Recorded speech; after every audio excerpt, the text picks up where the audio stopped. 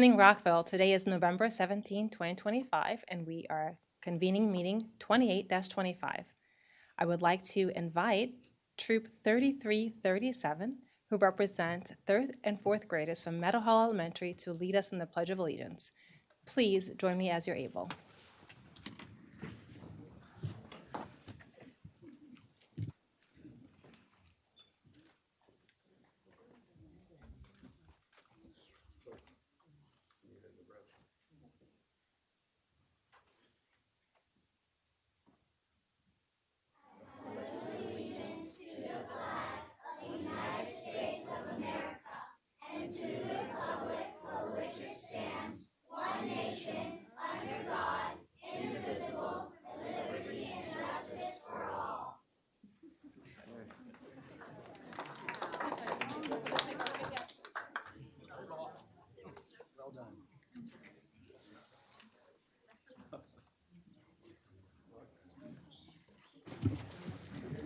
Thank you to Troop 3337. The future is bright. They did a fantastic job. Thank you. Welcome back if anytime.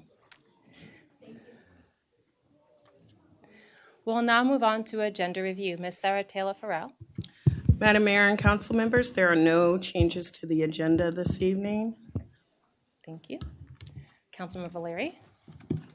Yes, Madam Mayor, I propose one change to the agenda.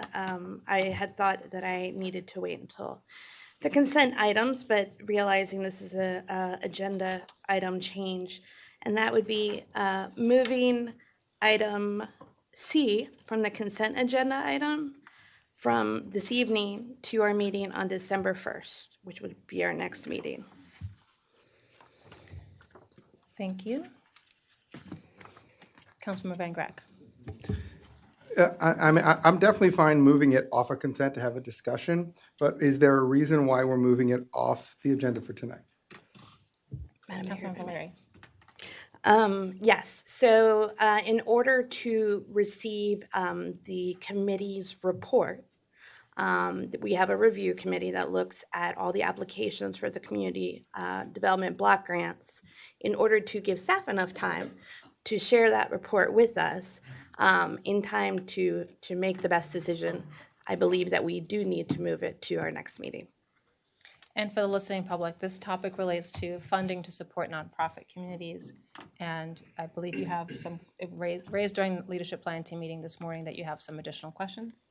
Correct. That you're hoping to get answered, and that you are fine to put it on agenda for December 1st. Absolutely. And given the state of things for nonprofits right now and the challenges they're facing, I want to be extra thoughtful this year. Okay. So you made a motion. Madam Mayor, I move that we move consent agenda item C from this evening's consent agenda to December 1st consent agenda.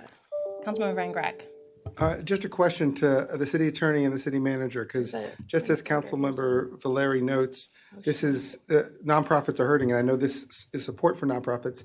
Is there any effect or ramifications of us moving this to either the grant or providing support for nonprofits?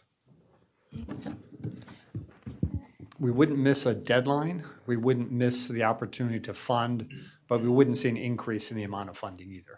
Okay. Thank you. So there's been a motion. There's a question of a second, and I did have a chance to check with the city attorney. We'd need 6 to move it, as I understand. Dr. Miles. Second. All right. All right. Motion's been made and seconded. All those in favor, please raise your hand and say aye. Aye. Okay. Thank you. Thank you, city manager. Thank you, city attorney, for helping us on that. Okay. We now have the city manager's report. Welcome, Mr. Mihalik. Mayor Ashton, members of City Council, good evening. Just 2 items tonight. First is some really good news about an effort that we've been doing for the past several years. Our Rockville Police Department does their gun buyback program. It's an opportunity for people in and around the area to bring back firearms that they're not using, that they wish to dispose of, and then bring it to the Rockville City Police Department, and we're able to take those firearms and then appropriately dispose of them.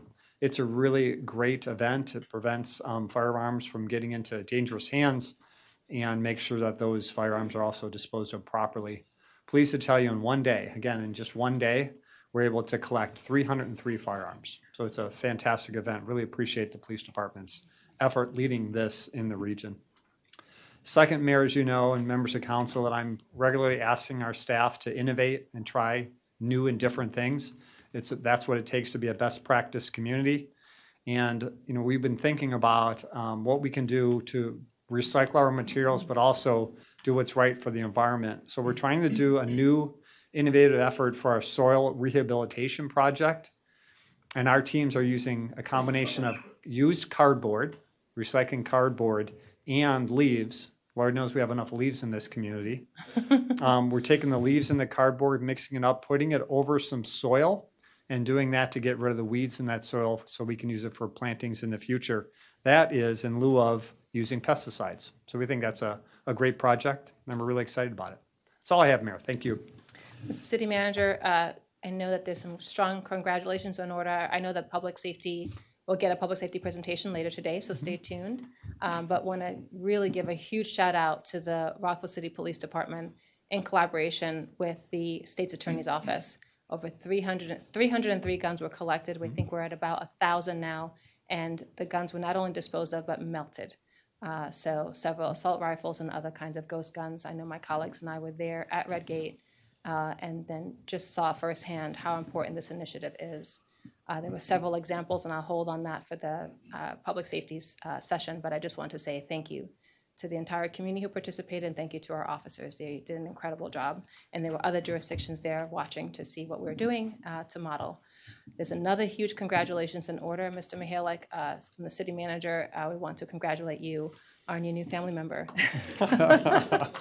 Thank you.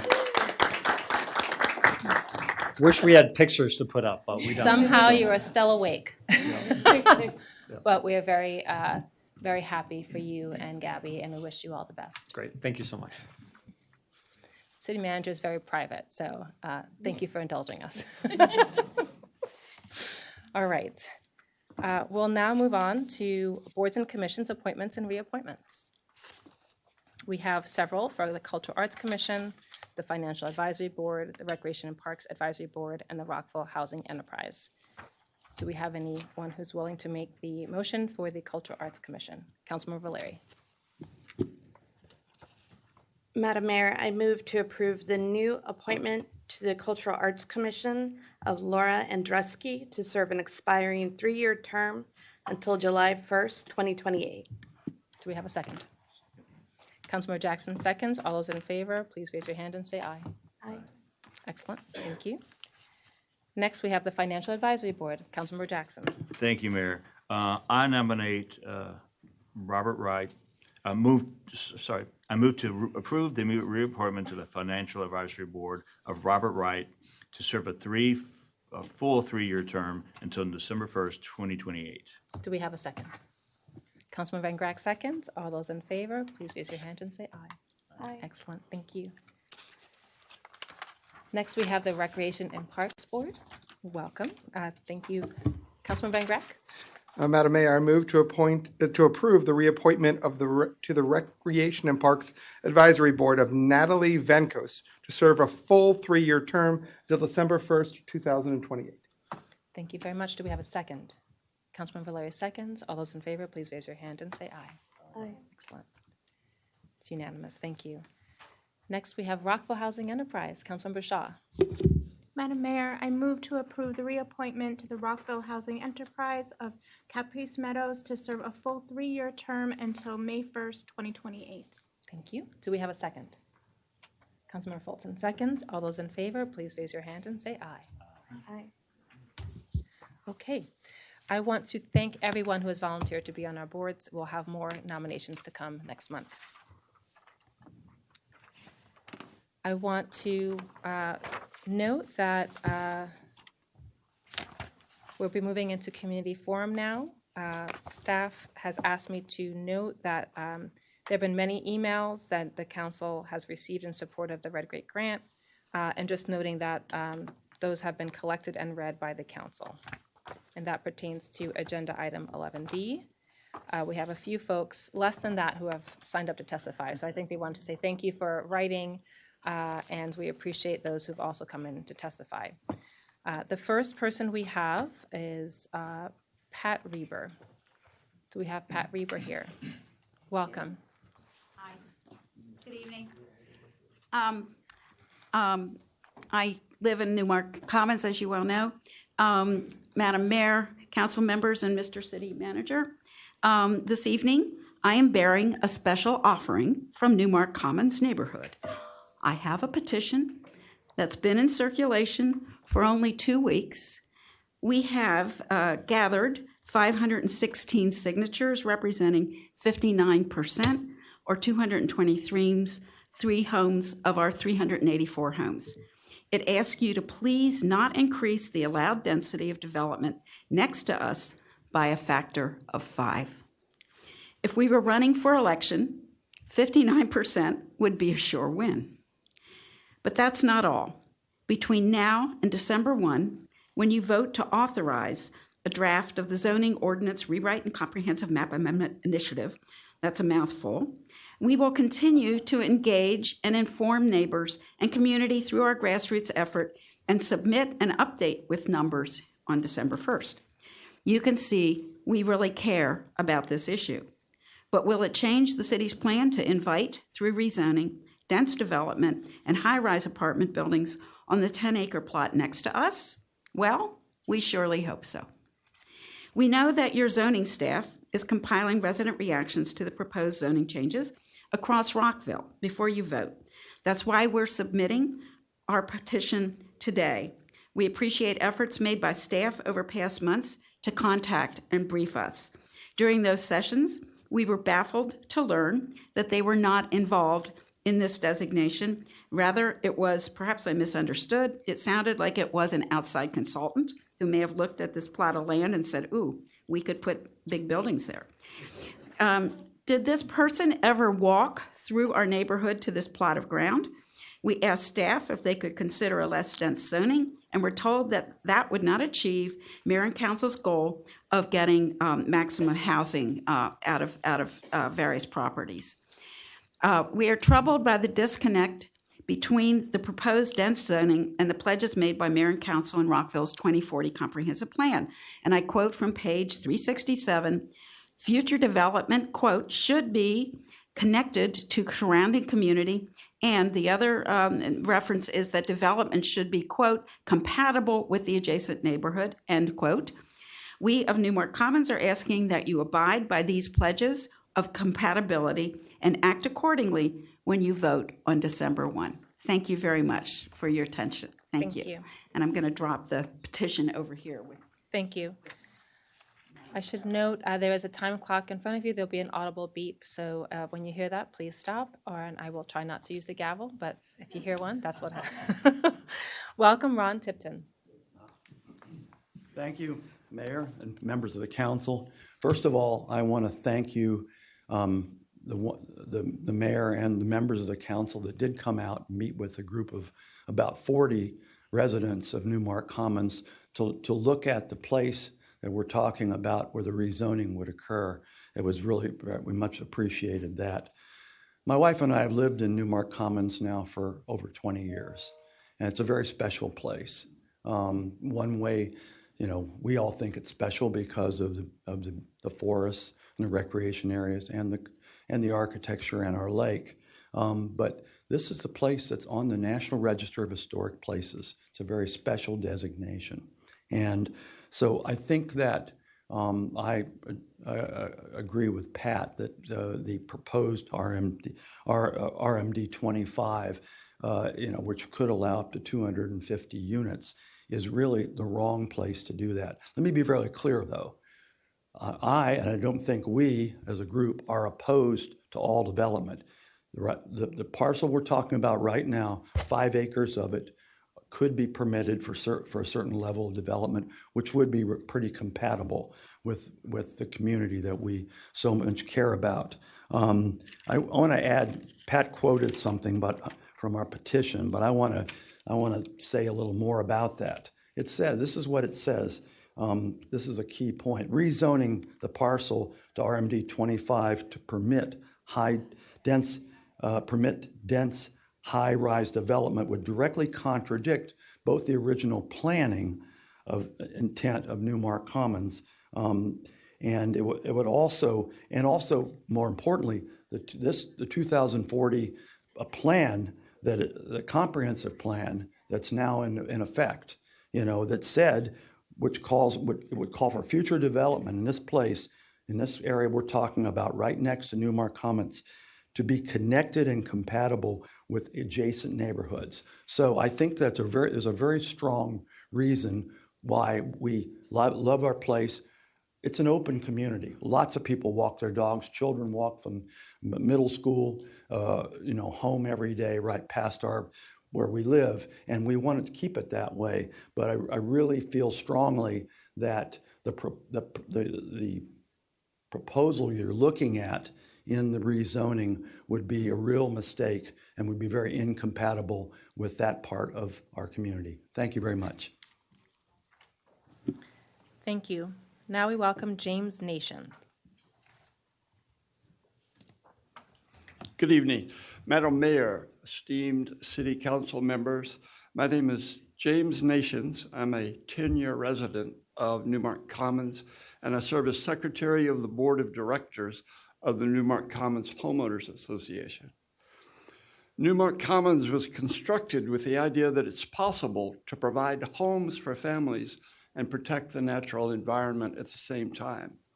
Our 96 acres of housing and trees are one of the reasons Rockville is celebrated as a city of trees and as a city that values families, nature, cultural history, and a cohesive sense of community. To recognize Newmark's careful placement of housing in its natural environment, the U.S. Department of the Interior lists the neighborhood on the National Register of Historic Places. The residents of Newmark Commons are now advised that the 10-acre parcel of forest and wetland immediately southwest of us is marked for rezoning, potentially changing it from residential 90 to residential medium density infill 25. The 10-acre property is currently zoned R90, the same as Newmark Commons itself, and it's programmed to accommodate new single-family homes for Rockville's growing population. But rezoning the area to RMD 25 would allow up to 250 housing units on the 10-acre site. The proposed designation would prompt construction that would not allow the Rockville 2040 comprehensive plan to be connected. It would declare that the future development of the site should be connected and compatible with adjacent neighborhoods.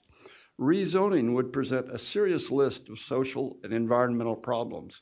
Newmark is a primary walking path for students for Julius West Middle School and Richard Montgomery High School. And Newmark's half-dozen crosswalks are crowded every school day with elementary school kids stepping down from the school buses. The proposed rezoning would increase vehicle traffic in and around Newmark Commons and present serious challenges for our residents and for the students who walk through our neighborhood. More than half of the parcel already serves as part of a Rockville water infiltration basin and as a wetland mitigation zone for buildings previously constructed. The parcel's 5 designated wetland mitigation areas cover more than half of the area proposed for rezoning. We appear before you tonight to respectfully ask that you maintain the area's current zoning of R90 as a location for future single-family homes. We ask you to maintain the parcel's compatibility with its adjoining neighborhoods. Thank you. And to Please help wrap us up. protect the safety, property values, and environmental integrity of our neighborhood. Thank you. you. Welcome Susan Knowles.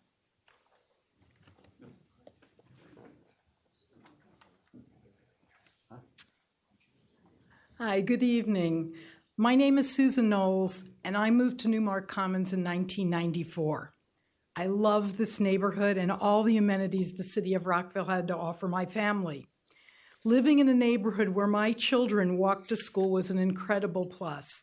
They were able to safely walk to Julius West Middle School and Richard Montgomery High School with lots of kids from the surrounding neighborhoods. the possibility arose that the entrance on Don Mills Court could be opened when the 10-acre area that abuts it is rezoned to the proposed RMD 25. In fact, it could produce a throughway to the Wooten Parkway. Mayor Ashton, you and 3 council members came and walked the property with me and about 45 of my neighbors, and we really appreciated that. Higher per acre zoning produces more cars. Our neighborhood is a walking and biking neighborhood. Mayor Ashton, you've walked and biked through our neighborhood. A possible increase of 350 to 400 cars a day coming around the corner of Newmark Esplanade, going 1 block to Don Mills Court, passes right next to our playground, our tennis courts, and our pool. Our children walk to these locations on a daily basis. It would create an unsafe area that our children frequent. Actually, as early as 1984, the city of Rockville recognized that under no circumstances should vehicular access be permitted via the residential neighborhoods to the north of this property. Newmark Commons is one of those neighborhoods. We would appreciate you notifying the zoning staff to keep the zoning at R90 before you take your vote on December 1st's draft. This would support the integrity of communities like ours and would be in keeping with the City of Rockville's 2040 Comprehensive Plan, which calls for future development to be connected and compatible with adjacent neighborhoods. Thank you for listening to me and all of my neighbors. Thank you. Welcome, Wayne Breslin. Mayor and Council, I'm speaking on behalf of myself tonight, just one voice of many. I'm Wayne Breslin from Twinbrook. And 6 years ago, Redgate Golf Course closed down. And word on the street was that it was going to be low-density housing, these big houses on bigger plots of land. And so I went out there to Redgate, and I'd never been there before, and I was just blown away. You have these open meadows, you have these deep forests, and then these ponds. And it just felt like a park to me. And I thought to myself, why aren't people talking about making the golf course to Redgate Park? So I went home, I posted on Nextdoor, if anyone wants to meet with me at Twinbrook Community Center to talk about helping make this a park, I'd like to talk with you. 6:30 that night, out at the community center, the room was packed. All the seats were full, people along the back, out in the halls. And I knew at that point we could do this, that we could get Redgate to be a park. 2 years later, Redgate's an official park, 131 acres. 2 years after that, we have a professionally developed master plan with massive community involvement. In that plan, it really reflects what the community wanted Redgate to become. Another 2 years, and here we are tonight. And we have a chance to build on that past 6 years. And this is your part in the story. This is your part of the legacy here, to keep Redgate a park forever. Now, I know when I say forever in the grant, it says in perpetuity, and that's not ironclad. We can get around that. There's ways to do that. But it's got to be a very, very compelling reason. And it's a little bit slower. It's a little bit harder to do. And we want that because we have a professionally developed master plan. We have a very capable city staff. And we've had 6 years of community involvement that continues here tonight. So I'm asking you, and it would mean a lot to me personally, a lot to the folks in Rockville and surrounding communities, please vote to accept this grant this evening. Thank you. Thank you. Welcome, Ann Goodman, followed by Marcia Duma.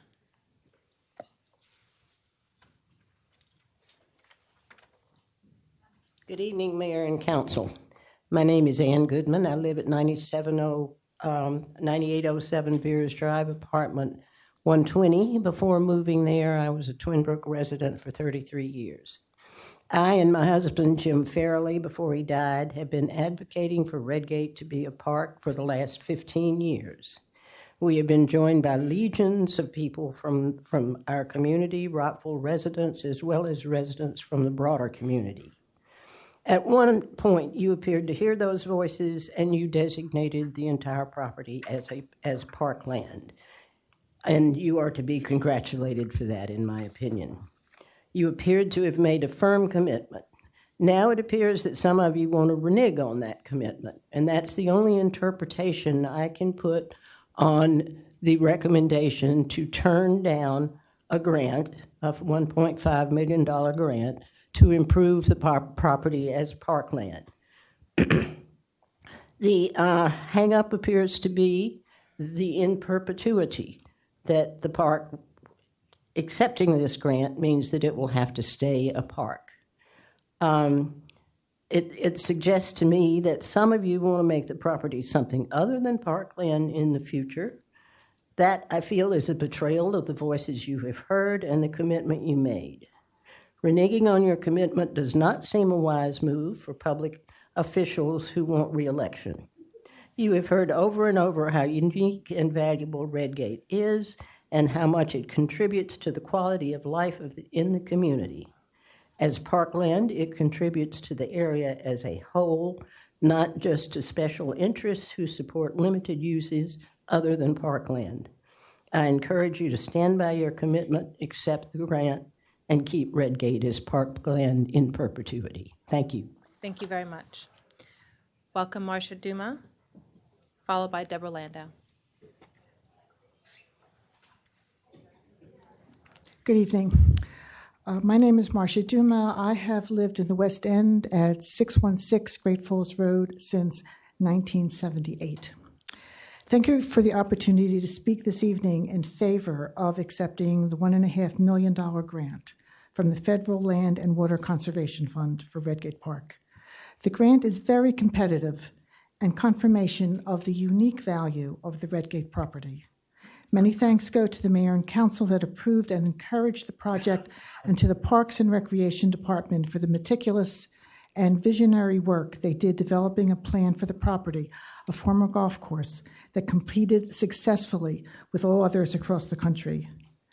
As you know, these matching grants are for the purpose of, and I quote, acquiring and or developing public outdoor recreational areas and facilities. I further quote the bill. The grants are intended to create and maintain a nationwide legacy of quality public outdoor recreational resources, as well as to stimulate the development, maintenance, and protection of these highly valued outdoor recreational areas. It requires sites receiving these grants to be opened, operated, and maintained in perpetuity for public outdoor recreational use. This goal is exactly the desired outcome hoped for and approved by the mayor and council in 2020 when they voted unanimously to transform the then mostly wild green space into a developed multi-use park with amenities including a new visitor center, community gardens, picnic areas, a playground, a dog park, and an amphitheater. The overall feel and plantings for the park will be an arboretum with plant materials emphasizing the native species in keeping with the understanding of the importance of preserving our native habitats. The master plan clearly shows all the recreational features this grant will create and support. I think it is worth repeating that the goals and absolutely all of the details of the Redgate Master Plan are completely compatible with the requirements of the grant. In fact, it is the grant that will substantially make the Master Plan a reality.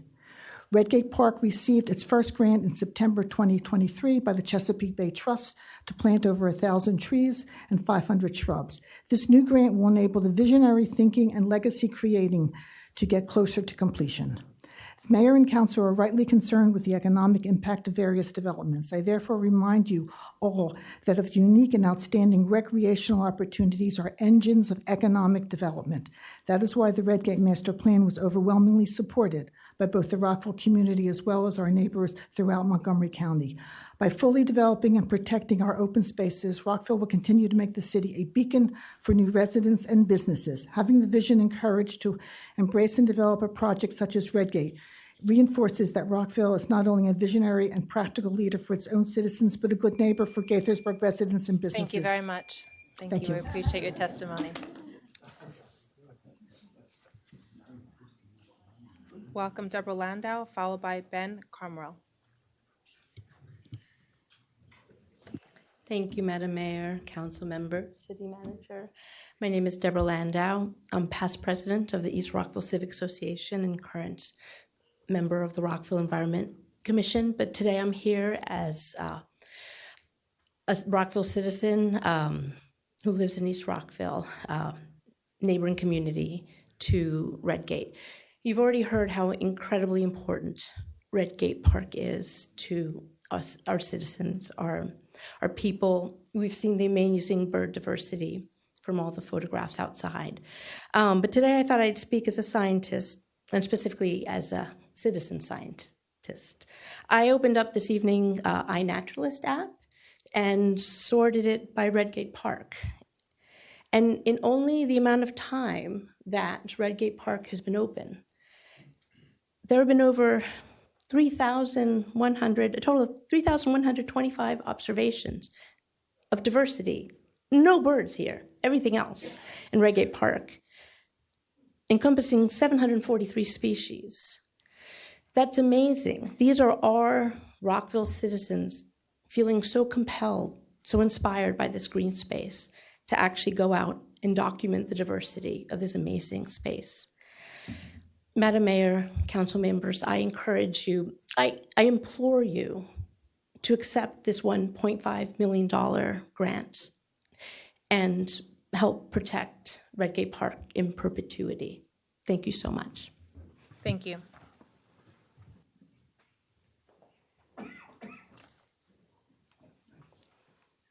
Hi, I'm Ben, and I use Redgate all the time with my mother, who's an avid bird watcher. And I made this map of, the pink is all of the surface and garage parking in the urbanized area of Rockville. And I haven't measured exactly, but I think it is probably close to the area of Redgate. And if you're going to vote no for this abstract idea of future housing, why not start with the pink, which is near urban amenities where people want to live? Greenfield development in Rockville's current zoning laws will induce suburban sprawl, and you will get podiums, parking podiums, McMansions, and Dallas Donuts, because that is what we're zoned for right now. If we had different zoning that might induce more organic housing, then maybe developing the park will make more sense, but we don't have that, and I don't think we're gonna have that in my lifetime. So destroying the park for this hypothetical zoning that we do not have is not wise. We should build housing and address affordability where housing should exist and did exist in the past. It should be near transit, libraries, and other urban amenities, not in what is probably the most important development in Rockville in my lifetime, which is Redgate Park. Thank you. Welcome Jake Rose, followed by Martin Burkott.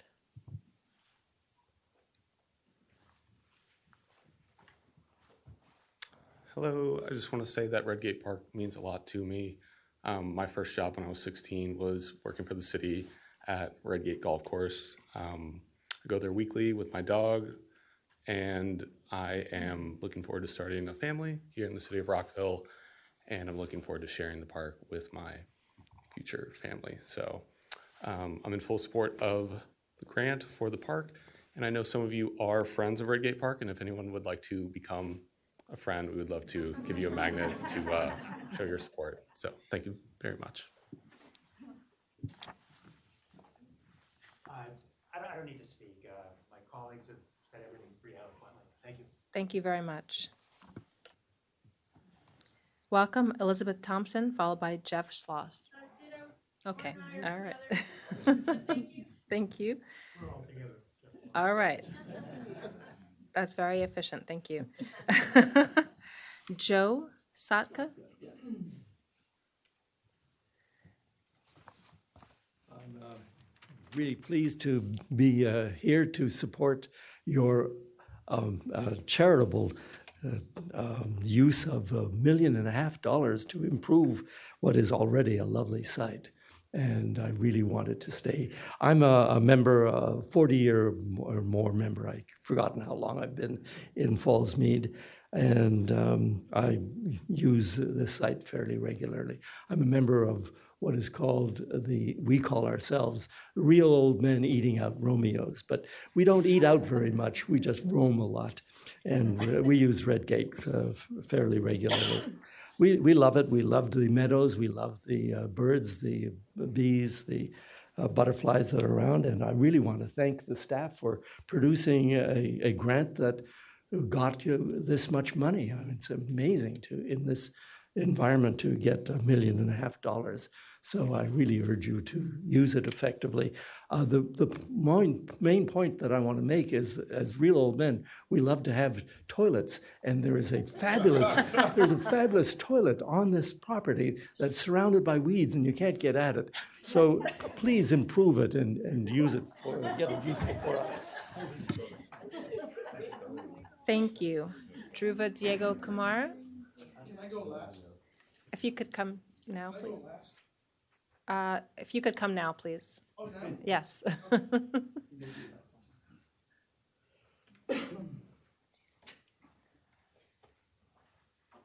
Okay. Honorables, Mayor Ashton, thank you for presiding and leading on this open democracy forum. Please note that I'm Explainer-in-Chief, EIC Explainer-in-Chief. My info work worth billions to trillions of dollars. This already proven on multiple occasions. You all can choose to ignore my counsel and advice, your choice.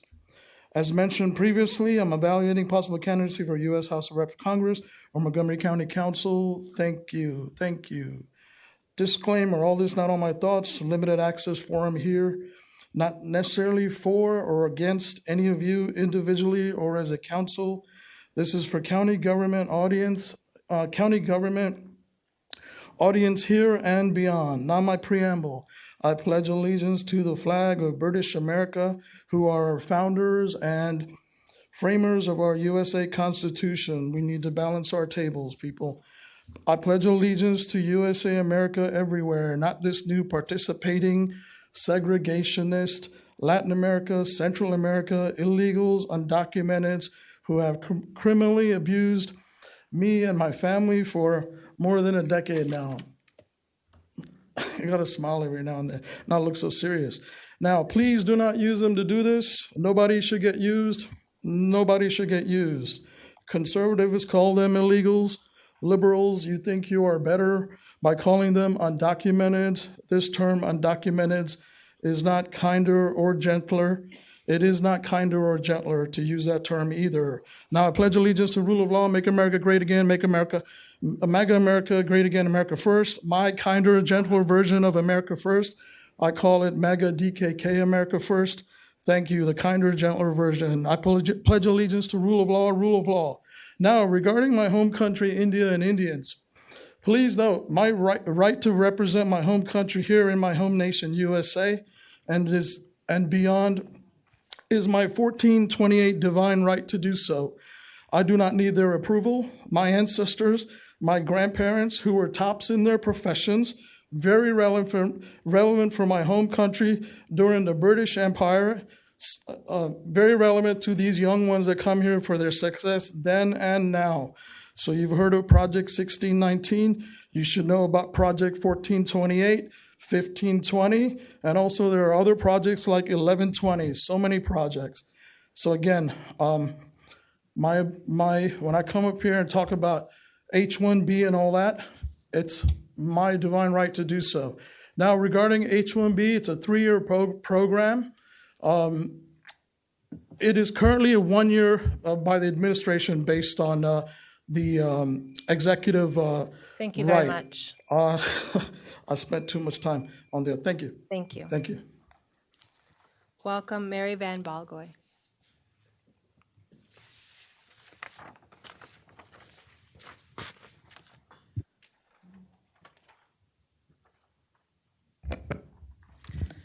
Good evening, Mayor and Council members. My name is Mary Van Balgoy, and I'm speaking on behalf of the Twinbrook Community Association in favor of this grant at Redgate.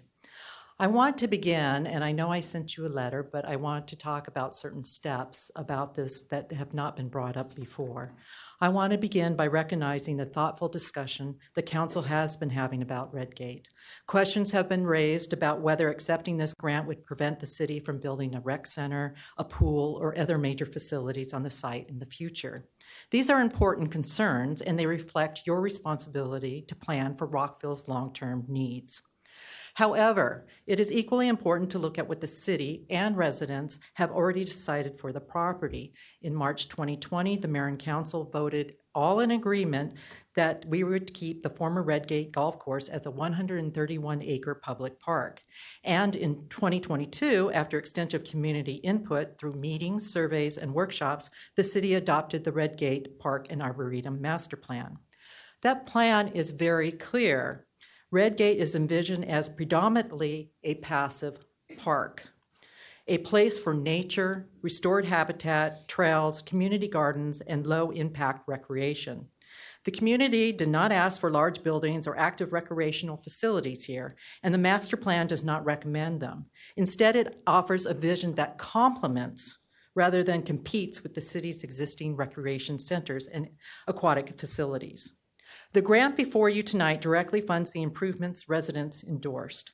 Accepting this $1.5 million grant allows the city to move forward with these improvements in a fiscally responsible way, reducing reliance on local capital fund and avoiding delays. But I also want to speak to you briefly about equity. Parks are one of the few public amenities that serve everyone, regardless of income, age, or background. Enhancing Redgate benefits the entire city, but especially neighborhoods like Twinbrook, where many residents rely on public green spaces for recreation and community life. For these reasons, the Twinbrook Community Association encourages you to accept the Land and Water Conservation Fund grant. Thank you.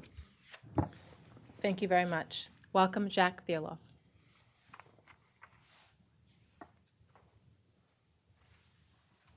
So, Mayor Ashton, council members, thank you. And I'll say that I'm going to say some things that are, I think, complimentary, but in disagreement with some of the things you've said on Redgate. And part of the reason I wanted to come is I think we need to be able to have good faith disagreements and say that we're aligned on 99% of things and still have them in like a frank but supportive way. So I'm speaking on behalf of the Recreation and Parks Advisory Board. Thank you for making Rockville such a great place to play and to be. When we voted in September to raise a unanimous concern that accepting $1.5 million and restricting the ability to build any indoor structure at Redgate, all 130 acres for forever, was just too little money for too much of a restriction over too much land. We really congratulate the city staff. We congratulate Friends of Redgate and the advocates for raising this, for pushing for Redgate. To be really clear, we don't want to build a coal-fired power plant or townhomes or anything at Redgate. We want it to remain a park. We've strongly supported it. I grew up here. I never went to Redgate when it was a golf course. When we moved here in 2020, it was one of the first places we went because our oldest was doing cross-country races there. It's a fantastic place and it should remain a park. But we think that accepting this grant is going to imprudently tie your, and more importantly, your successors' hands. Accepting the federal funding for Redgate will bar any and all indoor facilities, including without a Department of Interior waiver, which based off of my poor, quick research, is pretty hard to get. So I would say, it is in effect a restriction on the land forever. That's a big deal. And I'll just end by saying, we're going to support you no matter what, right? We're going to be advocating to support recreation and parks in the city, whatever the decision. We think there's a very reasonable case for accepting the grant. We think it's just we don't know what the city's going to look like in 10 years, in 20 years, in 50 years. You have hard jobs. I think your successors are going to have an even harder time. We're going to have harder budgets, thankfully more neighbors. We're going to need more places to recreate, more places to swim. In a situation where we need a new pool, there's no land, and we need to get a Department of Interior signature to build that in 30 years, I think that's imprudent, but it's totally a reasonable thing to push for. And again, we congratulate the city staff for the hard work. We thank all the advocates here for your work, and we look forward to working with you to try to make Redgate the best place it could be, whatever your decision and future decisions. Thank you very much. Welcome, Paula Hubble. Hello. Good evening, Mayor and Council. I'm Paula Hubble, a resident of the Victoria condos for 23 years now. I've previously written about the proposed development, the Momentum at Rockville Station, to be built across from the Town Square Starbucks. I fully support the development of additional affordable housing, and I appreciate that the developers have made some modifications to the project in response to feedback from the residents of the Victoria condominium. I feel at this time the decision makers do not have complete or realistic visual representation of how this development will affect current Victoria residents. All existing renderings of this proposed 12-story apartment building depict the Victoria condominiums as a plain, featureless white wall. The side of our building facing the proposed development includes outdoor patios, windows, and glassed enclosed balconies, none of which are shown in any of the visuals provided to the public. I respectfully request the following: that the new development renderings accurately visualize the context to the surroundings, including the Victoria balconies, patios, and windows. We do appreciate the developer's decision to remove the balconies on the back that directly face the Victoria, but we also request the removal of the balconies on the adjacent sides, as those would face the sides of our glass enclosed balconies and would significantly compromise our privacy. We also encourage the city and the developers to consider a more distinctive architectural design for the new property. Instead of a building that resembles many of the recently constructed apartments in the area, we ask that you explore a design more in line with Boulevard 44, which is an attractive and distinctive building. And please, to reduce the visual impact on Victoria residents, we ask that the design team consider creative elements such as murals or vertical greenery, outdoor foliage, or other visually appealing features. These additions would help soften the appearance of the new building and provide a more engaging and aesthetically pleasing view for both current and future residents. I believe decision makers would be better equipped to make informed and responsible choice if they fully understand and take into account the impact that this project will have on current Victoria residents. Thank you so much. Thank you. That exhausts the list of those who have signed up in advance. Is there anyone else who would like to speak? I want to thank you to all of our speakers. We also received written comments as noted previously, and we appreciate your feedback and your ideas. We're now going to be moving on to Agenda 9, Consent Agenda. I should also note that we'll be discussing, just for those who are waiting, the Redgate item later tonight, as well as there will be a public hearing on the Momentum project. We'll move on to Consent Agenda Item 9A. We have a few for discussion or approval tonight. Award and authorize the city manager to execute a rider agreement with Olney Masonry Corp. in the amount not to exceed $350,000 for the initial term and each succeeding term subject to appropriations, with terms including optional extensions, and pricing is consistent with the City of Gaithersburg contract, and for construction of services contract for city roadway, resurfacing, curbs, sidewalks, and miscellaneous appurtenances. Consent Agenda Item 9B, authorization for the city manager to execute a water meter easement on Lot 3, Block A, City Center. I will ask folks to please take the conversations outside, if you will, please. Thank you. Consent Agenda Item 9C, approval and submission to Montgomery County of the City of Rockville funding application for Program FY27 Year 52 Development Block Grant. And Consent Agenda Item D, authorization for the city manager to release and extinguish 3 existing storm drain easements and to approve 3 new storm drain easements and 1 license and maintenance agreement for stormwater management. Lot 6 through 8, Shady Grove Neighborhood Center. Team, we did move consent agenda Item 9C to December 1st. So for this evening would be discussing and potentially approving 9A, B, and D. Does anyone have any questions or need to pull any of these, or you will take them as a complete body? If so, we need a motion to approve. Councilmember Valeri.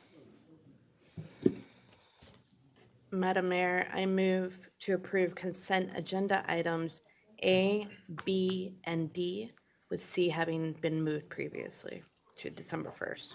Thank you. Do we have a second? Councilmember Jackson seconds. All those in favor, please raise your hand and say aye. Aye. Excellent. It is unanimous. We'll now move on to our public hearing. Public hearing on project plan application PJT 2025-23, an amendment to the Rockville Center, Inc. plan development to permit construction of a 147 multifamily building for affordable housing, along with a building height waiver and parking reduction at 41 Maryland Avenue. I would like to ask our city clerk if this has been properly noticed. Yes, Madam Mayor, it has. Thank you very much. Welcome to Christopher Davis, and I know that there are panelists, Craig Simoneau and John Foreman, who also supported this effort. Thank you, Madam Mayor and members of the council. As you noted, this is a project plan application, PJT 2025-23, for Momentum at Rockville Station.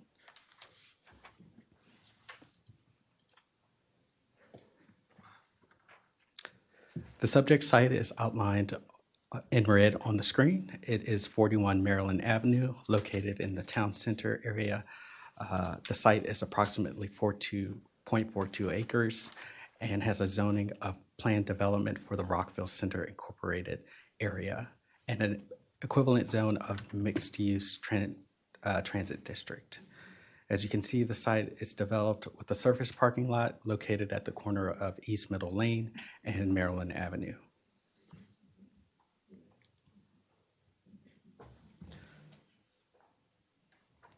The proposed project by the applicant is to redevelop the site with a 12-story multifamily building inclusive of 147 affordable residential units. Along with the requests are waivers for the building height and a parking reduction. As noted in the staff report, the applicant also requests to replace 40 MPDU units at 44 Maryland Avenue, the abutting site, to this subject site with an additional significantly more 46 MPDU units. So the process to negotiate these changes and approve the proposed uses is through the amendment of the plan development.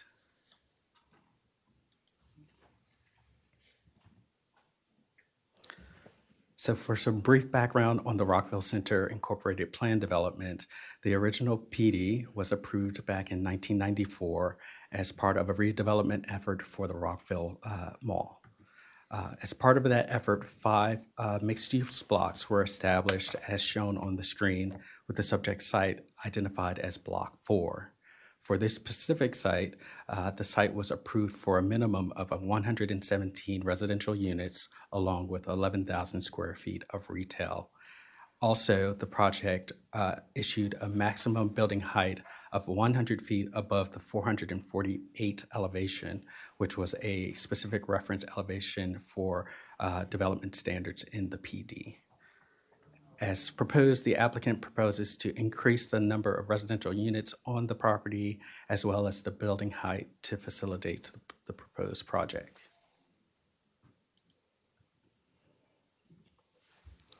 So staff has reviewed the requested project plan amendment to the plan development and has found that the project meets all the necessary requirements and findings for approval of a project plan. Specifically, the staff has found that the project will not adversely affect the health or safety of persons residing in the neighborhood, specifically as the proposed uses will complement the residential uses in the surrounding area, and the project will also conform with requirements to ensure public health and safety throughout the development review process. The project will also provide affordable units consistent with the established goals of the city.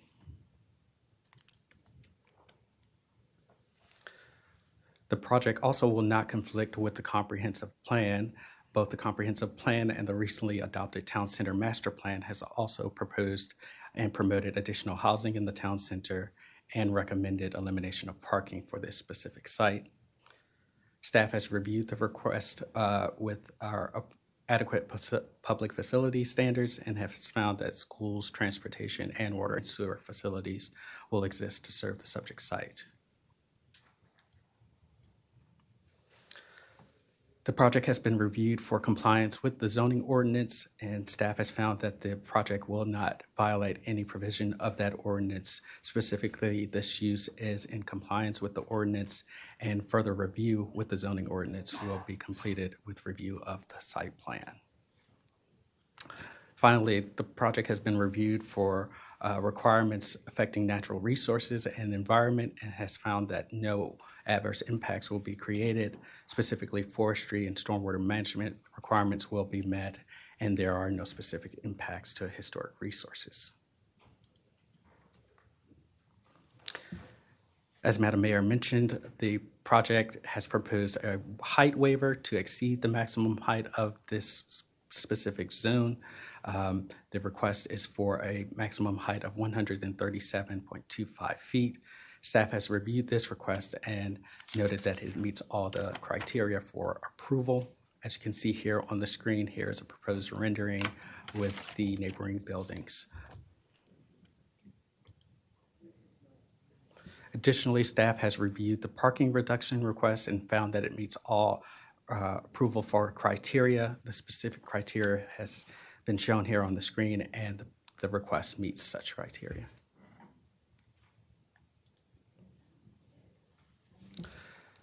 The applicant has also completed their necessary notification requirements, notably holding the necessary community area meetings and briefings before this mayor and council and the planning commission. Additionally, they also held a community meeting with the neighboring Victoria condominium residents back in February. Madam Mayor, as you may have noted, the public testimony has been significant and was provided in your packet. Additionally, staff did receive additional public testimony after the posting of the agenda packet, which has been forwarded to the mayor and council. Such items noted were concerns about adequate privacy for adjacent residents, adequate public safety during the construction period, and additional design issues.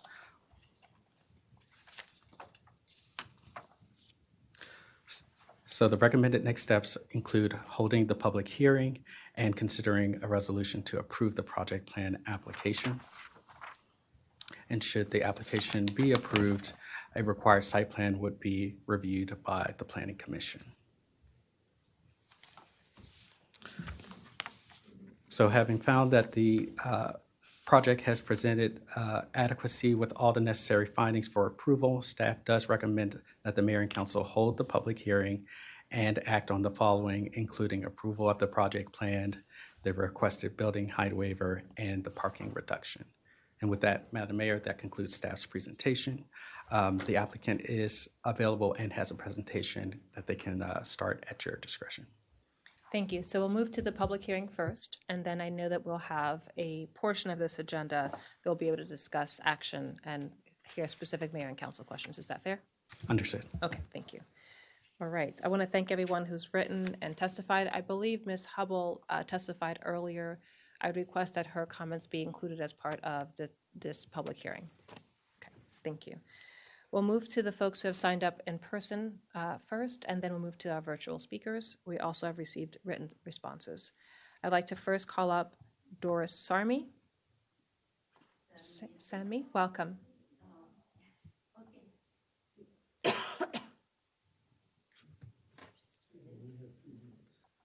We will start when she starts speaking. Okay. Can you please pull the mic? Talk about the project that you have. Thank you. And it will affect me really greatly. Okay, dear Mayor and members of the council members. Okay, dear Mayor, I met you in the front tonight, and members of the council members. I'm a resident of the Victoria condominium and the 24 Courthouse Square apartment 510.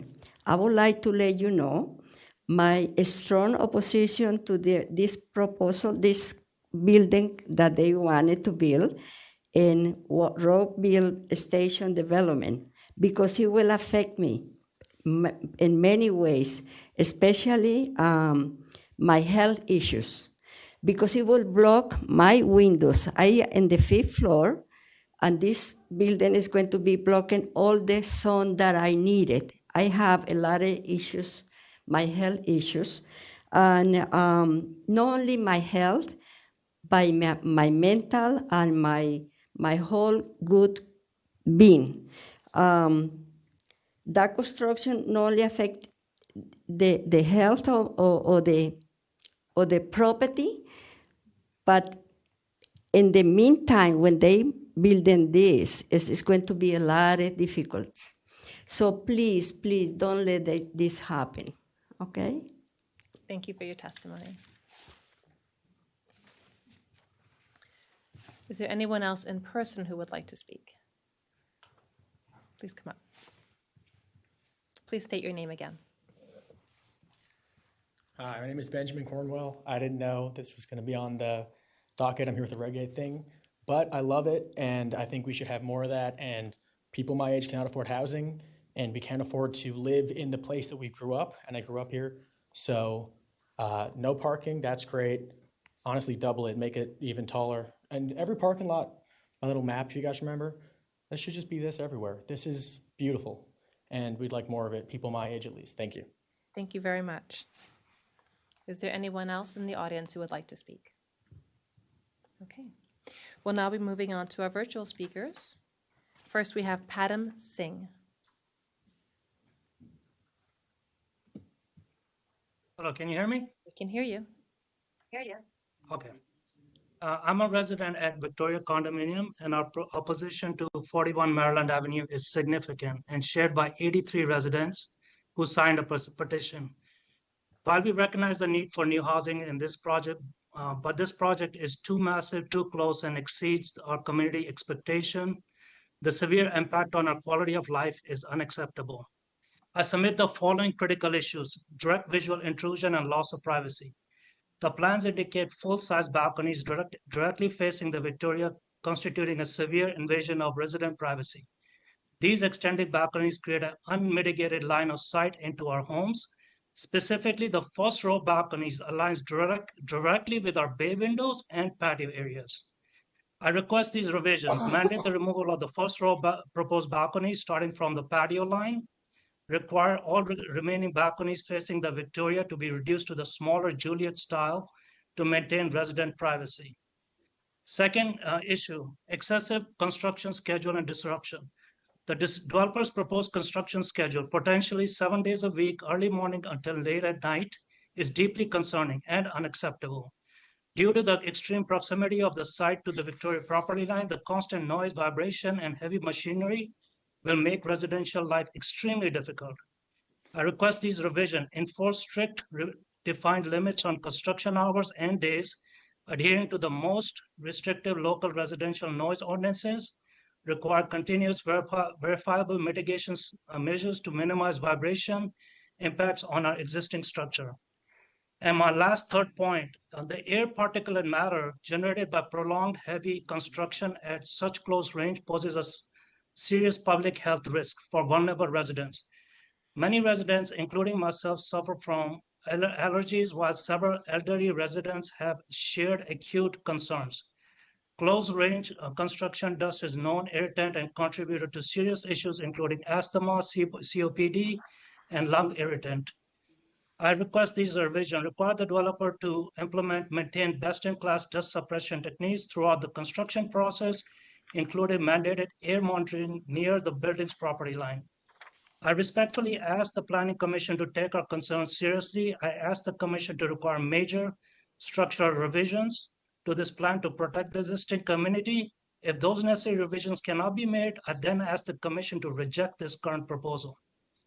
Please keep in mind, there are 83 Victoria residents who have signed this petition and are strongly against this complete proposal. And I'm requesting some revisions for my speech. So thank you. Thank you very much. Now we welcome Sally Sarah Duffy.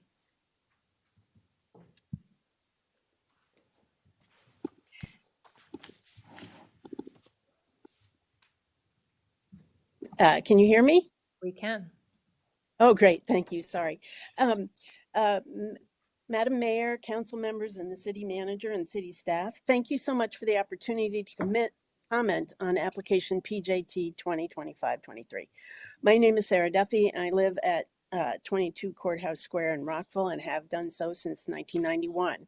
I'd like to thank the city staff, especially Chris Davis and the project, as well as the project personnel associated with the Momentum at Rockville Station, for the community meetings and for planning to address some of my initial concerns. My request now is that the city remain engaged with this building's residents and those in the surrounding community should you approve the waivers. At this point, I believe two items merit special continuing attention from the city. First, the effects of the parking waiver. I believe that there will be Momentum residents who have cars. Because affordable housing is scarce, choice is limited. And I disagree that there is plentiful parking of the type that residents with cars would need. There aren't that many 24/7 garages that have more affordable monthly rates, and fewer, if any, that offer dedicated spaces. Also, note that at least one of the garages noted in the waiver application, Garage C, is no longer available. Though I believe the Comstock building garages are in fact excellent and that there may be enough spaces in them now, that will change should the commercial spaces fill out and other nearby proposed projects be built. Also, there may be residents with cars who cannot afford the monthly parking rates.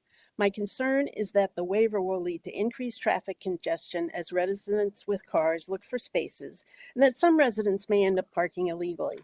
My request is that the city do everything in its power to minimize any adverse impacts should they arise in this already congested area. Second, quality of life in the building and the surrounding area. I believe that affordable housing can be great for residents and an asset to communities should appropriate social supports and policing be provided.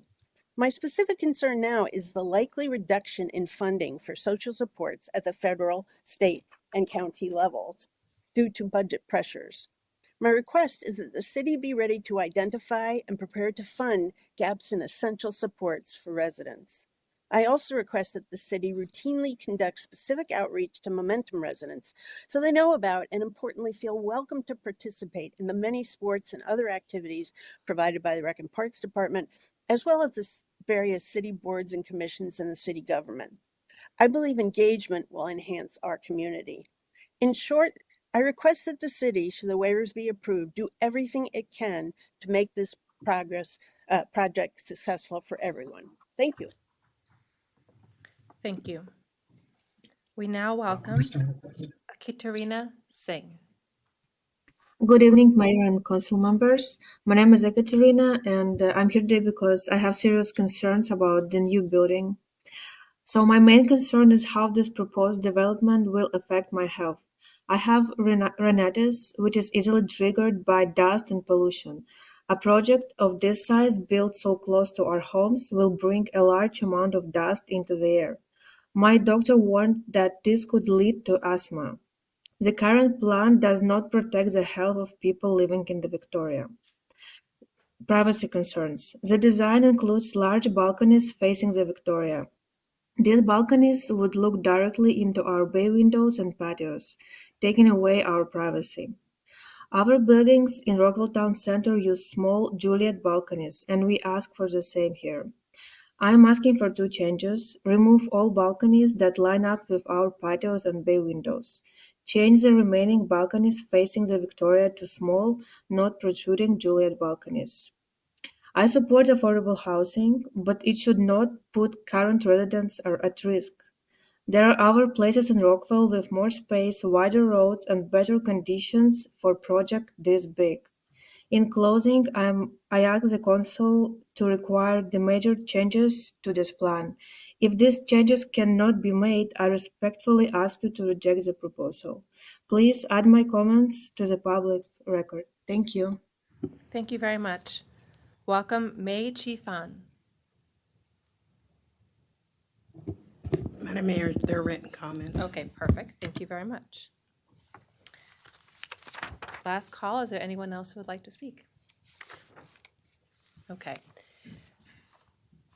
Mr. Davis, would you like to just share how the public hearing records will be kept? And I believe this will close the public hearing since we're taking action today. Yes, that's correct. Thank you. All right. Thank you. We'll now be moving on to adoption of a potential adoption of a resolution to approve project plan application PJT 2025-23, an amendment to the Rockville Center, Inc. Plan development to permit construction of a 140-unit multifamily building for affordable housing, along with parking and building height waivers at 41 Maryland Avenue. And welcome back, Chris Davis. Thank you, Madam Mayor. Staff doesn't have a separate presentation for this item. It is the same exact item you just heard. I will note the applicant is available for any questions you have. They have a presentation if you want to hear it, but we're happy to answer any questions. Colleagues, are you okay to hear the presentation? Yeah. Okay. All right. If you have a presentation and want to share it, we are willing to hear it. For the record, Nancy Regland from Shulman Rogers here on behalf of the applicants, which include SCG Development and the owner of the property, Comstock 41 Maryland, and the owner of Boulevard 44, which is Comstock 44 Maryland. And with me tonight is Kirk Salpini from SCG Development. And we do have this, and we'll go through it very quickly, but we're just as happy if you want to just answer questions, if there are questions, and if that's a more effective use of your time. Thank you. If you could just do a very high-level glance through, and I know that there were several questions that this body asked last time that you said you'd come back and be able to provide additional information on. So perhaps what we'll do is we'll run through and just quickly go through a lot of the visuals. Okay. All right. So I'll step back and come back up for questions. We'll let Kirk do it. Thank you. So, Madam Mayor, council members, good evening. Thanks for the opportunity to present the proposed development of 41 Maryland Avenue. I'm Kirk Salpini, Director of Construction for SCG Development, the developer of 41 Maryland Avenue. We're pleased to deliver a 100% affordable housing project in the city, affordable to a range of income-qualified households under federal and county financing programs and the city's MPDU program. We're able to do this at this site within Town Center with the special support of our co-applicants, Comstock 41 Maryland, the owner of the property, and Comstock 44 Maryland Avenue, the owner of the Boulevard 44 apartments across Maryland Avenue. 41 Maryland Avenue will deliver 147 affordable units. The property could be developed with a market rate project with the minimum 15% MPDUs, but due to the innovative collaboration between SCG and Comstock, the project delivers 85 more affordable units than the city would have otherwise received through a standard entitlement process for 41 and 44 Maryland Avenue together. And the transferred MPDUs from Boulevard 44, which only have approximately 15 years left on their original 30-year MPDU covenant, will have the unit MPDU covenant start over and extend for 99 years, a gain of approximately 85 additional years of affordability. The building design features 1-bedroom, 2-bedroom, 3-bedroom, and studio units aimed at renters at household incomes of 50 to 80% area median income. We hope all households in Rockville thrive. One of the advantages of Boulevard 44 MPDU residents getting a priority opportunity to transfer to 41 Maryland is that a household with income that's either growing beyond the 60% median qualifying income cap under the existing MPDU covenant at Boulevard 44, or experiencing a reduction in their household income will have broader options for affordability in 41 Maryland Avenue, between 50 and 80% median income, and larger unit sizes, allowing them to rent an MPDU unit that's appropriate for their household. Next slide. The property is a unique site in a downtown urban setting. Being only 82 feet wide with existing high-rise buildings adjacent and confronting, it's a complex urban infill development opportunity. Next slide. We've designed a building that fits within the neighborhood, is compatible with the heights of adjacent buildings, and provides as much building separation and resident outdoor space as possible. The greater building height waiver requested to 120 feet over the 448-foot elevation, or for context, 137 feet above the sidewalk in 12 stories, allows for finished ceiling heights that are comparable with new residential rental projects, and more importantly, provides flexibility in selecting the building structural system, permitting the applicant to use the most efficient and available material, whether it be concrete, cold form steel, or other innovative system, at a time when pricing and lead times are dynamic. This flexibility should lead to lower construction costs and better affordability. Next slide, please. The applicant worked diligently with the city to enhance public safety by expanding the sidewalk area at the intersection of Maryland Avenue and East Middle Lane, and providing residents with convenience for daily living via 3 new short-term pickup drop-off spaces, each with a walkway connection from the parking space to the sidewalk, and building-supplied carts or dollies to transport their purchases. Next slide. In addition to the 3 drop-off pickup spaces at the lobby, there are 6 ADA public parking spaces on the streets near the site, providing access to the project for those with disabilities arriving by car. Existing restrictions within the adjacent neighborhoods limit parking to residential permit holders, and 41 Maryland Avenue residents would not be eligible for this permit parking. Next slide, please. There are established, well-lit pedestrian routes connecting 41 Maryland Avenue to multiple street parking options nearby. Overall, within 500 feet, there are over 3,400 parking spaces for short-term and long-term lease if a resident chooses to own a car. Next slide. Applicants taking advantage of the walkable, bikeable, and transit-rich location of the property to provide an affordable community where car ownership is not a necessity for a great quality of life and access to jobs and amenities.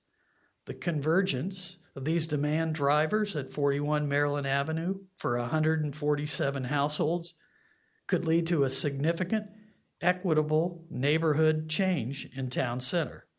For those residents whom choose to own cars, their parking needs can be satisfied in the 3,000 plus spaces in nearby publicly available garages.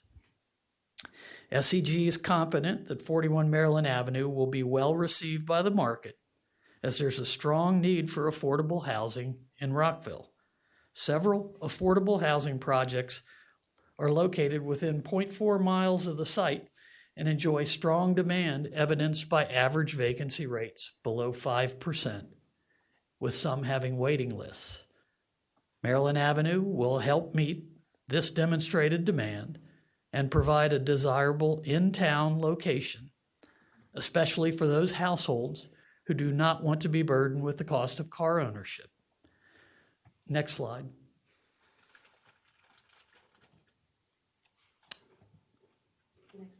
Next slide. As you can see from these slides and from the additional graphics and information in the Grove Slade Parking Waiver Justification Report, Residents have access by walking, biking, bus, transit, and shared car services to groceries, parks, recreation, job opportunities, entertainment, and everything the region provides. Next slide. The building's designed to be engaging to the pedestrians at the key corner. The significant glazing of the lobby entrance, the welcoming lobby gathering space, the vibrant leasing office, and the club room program with activities will add to the vitality of town center at this intersection. Proposed building features both traditional and Juliet balconies. Outdoor space is often the exception in affordable project design and something urban renters covet. Juliet balconies are provided on the street side, and a limited number of full balconies are provided on the west facade. Next slide. During the public comment period, we heard from the concerned residents, particularly those in the Victoria condominium, worried about the building proximity causing a loss of privacy. In response, we removed balconies from the west building elevation that directly confronted the Victoria condominium end units along Middle Lane. Next slide. 41 Maryland Avenue is located at the Maryland Avenue property line, resulting in over 35-foot separation of building face from the Victoria condominium building face. Approximately 2/3 of the proposed building directly confronts their open courtyard. In our experience, a 30-foot building separation is indicative of an urban infill setting. Additionally, to be responsive to the Victoria resident requests, we set the second floor terrace at an elevation almost 13 feet below the condominium ground floor units to offset the 41 Maryland Avenue terrace outdoor space from the adjacent Victoria condominium unit outdoor terrace spaces. Next slide. This is a perspective from the Victoria courtyard looking at the west facade of the building. Next slide. This is another perspective, this one looking down Middle Lane towards Maryland Avenue and the portion of the west facade without balconies. Next slide. It's a perspective looking down Maryland Avenue towards Middle Lane, showing the Juliet balconies and the street level building treatment. Next slide. 41 Maryland Avenue is the right place. The time is now to address both the acute shortage of affordable housing and support the city's vision for transit-oriented development at a prime location in Rockville Town Center. SEG Development respectfully requests the mayor and council approve the project plan, the height and parking waivers, and the MPDU transfer as the first step in making this project feasible. The proposed conditions are acceptable to applicant, and we welcome any questions. Thank you. Thank you. I'd like to thank everyone who has testified. I'd like to thank staff and thank you to the applicant. I have a few comments and I want to open up for my colleagues to ask questions as well. I did want to level set here for this particular plot of land. In 1994, the Planning Commission allowed a parking lot, but noted that this has a right to be an apartment building space. And so this is not a question of whether an apartment building is allowable. Is that correct? That's correct, Madam Mayor. Right, so that is the property owner's right to do so. They're specifically asking about heights as well as parking waiver. Yes, and the additional residential units originally was approved for a minimum of 117 residential units and retail use. So part of their proposal is to change that use for residential only, as well as the requested waivers. Thank you. And that's in alignment with our comprehensive plan that noted that not all ground level had to have retail. Is that correct? That's correct. Okay. And then I had a question about building height, because we did the Rockville Town Center Master Plan, which allows for greater height. So while this is approving a higher height for this building, technically that area is zoned for higher heights. Can you please clarify? That's correct, Madam Mayor, but it's through a different process. So the recently adopted text amendment to allow the additional height allows that additional height through a floating zone map amendment. So through that process, that's how developers are able to access the additional height. Through the current process in the zoning of this particular property, the waiver is the appropriate avenue to request additional height. And that will probably most likely be resolved with the zoning ordinance as this all gets implemented into our new zoning code. Thank you. And I think in general, my question would be, how can we be more streamlined as a city, given the intent of the Rockville Town Center Master Plan, as well as the comprehensive plan? So just wanted to note that. I want to say thank you for bringing forth an opportunity to provide affordable housing. The city does need affordable housing. In Rockville, we do look at how do we bring in housing in a way that is context specific, helps bring in new residents, supports the workforce, and thinks about our infrastructure. And I think the team has worked really hard and made adjustments to try to do that. So I just want to say thank you. We do need housing where people can afford to live, and it's not always easy to get these kinds of projects. So I wanted to note that is, at least from me, and I believe many of my colleagues would agree, this is something that the city does need, given what we're seeing in terms of the housing crisis for this band of income. I did want to ask a few questions just briefly on the item that relates to A. How do we, as the mayor and council, look at this project on how it might affect the health and safety of persons in the neighborhood? And I wanted to focus on some of our questions from the past meeting when you all were here on thinking about the current MPDU dwellers in the Comstock property across the street, which would be potentially transferred. The language in the resolution and the language in the brief book talks about them getting priority access to apply. And I just want to make sure I understand what that really means. I don't want to create a loophole for displacement and ensure that anyone who is in that property now that would be moving would be allowed to move. So if you could help us understand what is implied in the resolution, and maybe the applicant can also clarify. Yes, ma'am, I'll start. So we have a condition included in the project plan that basically dictates the applicant to work with the city on a proposal and a layout for how these residents will be transferred to 41 Maryland, and that's prior to any physical transfer happening. It includes provisions for notification of those residents, working through any issues they may have. I know the issue of parking has come up about how they can maintain parking if they currently have parking in 44 in the new 41 Maryland. So that document will spell out those specific provisions before any construction or transfer of residents to the new units. And would there be any reason why someone who is in the Comstock property now would be denied if they haven't broken the lease and they can qualify via income? That's not our understanding from staff. But is there a loophole for that? So Nancy Regland, responding to that, the key question is qualification. Mm-hmm. So we would anticipate as priority the first tenants to select units, and there's plenty of units that are matching what they have now, but they'll also have the opportunity to actually match to their household size or their income size among a greater number of units. So all they need to do is qualify so that they qualify under the programs. That's a great clarification. I did see in the resolution that they would be able to maintain their parking.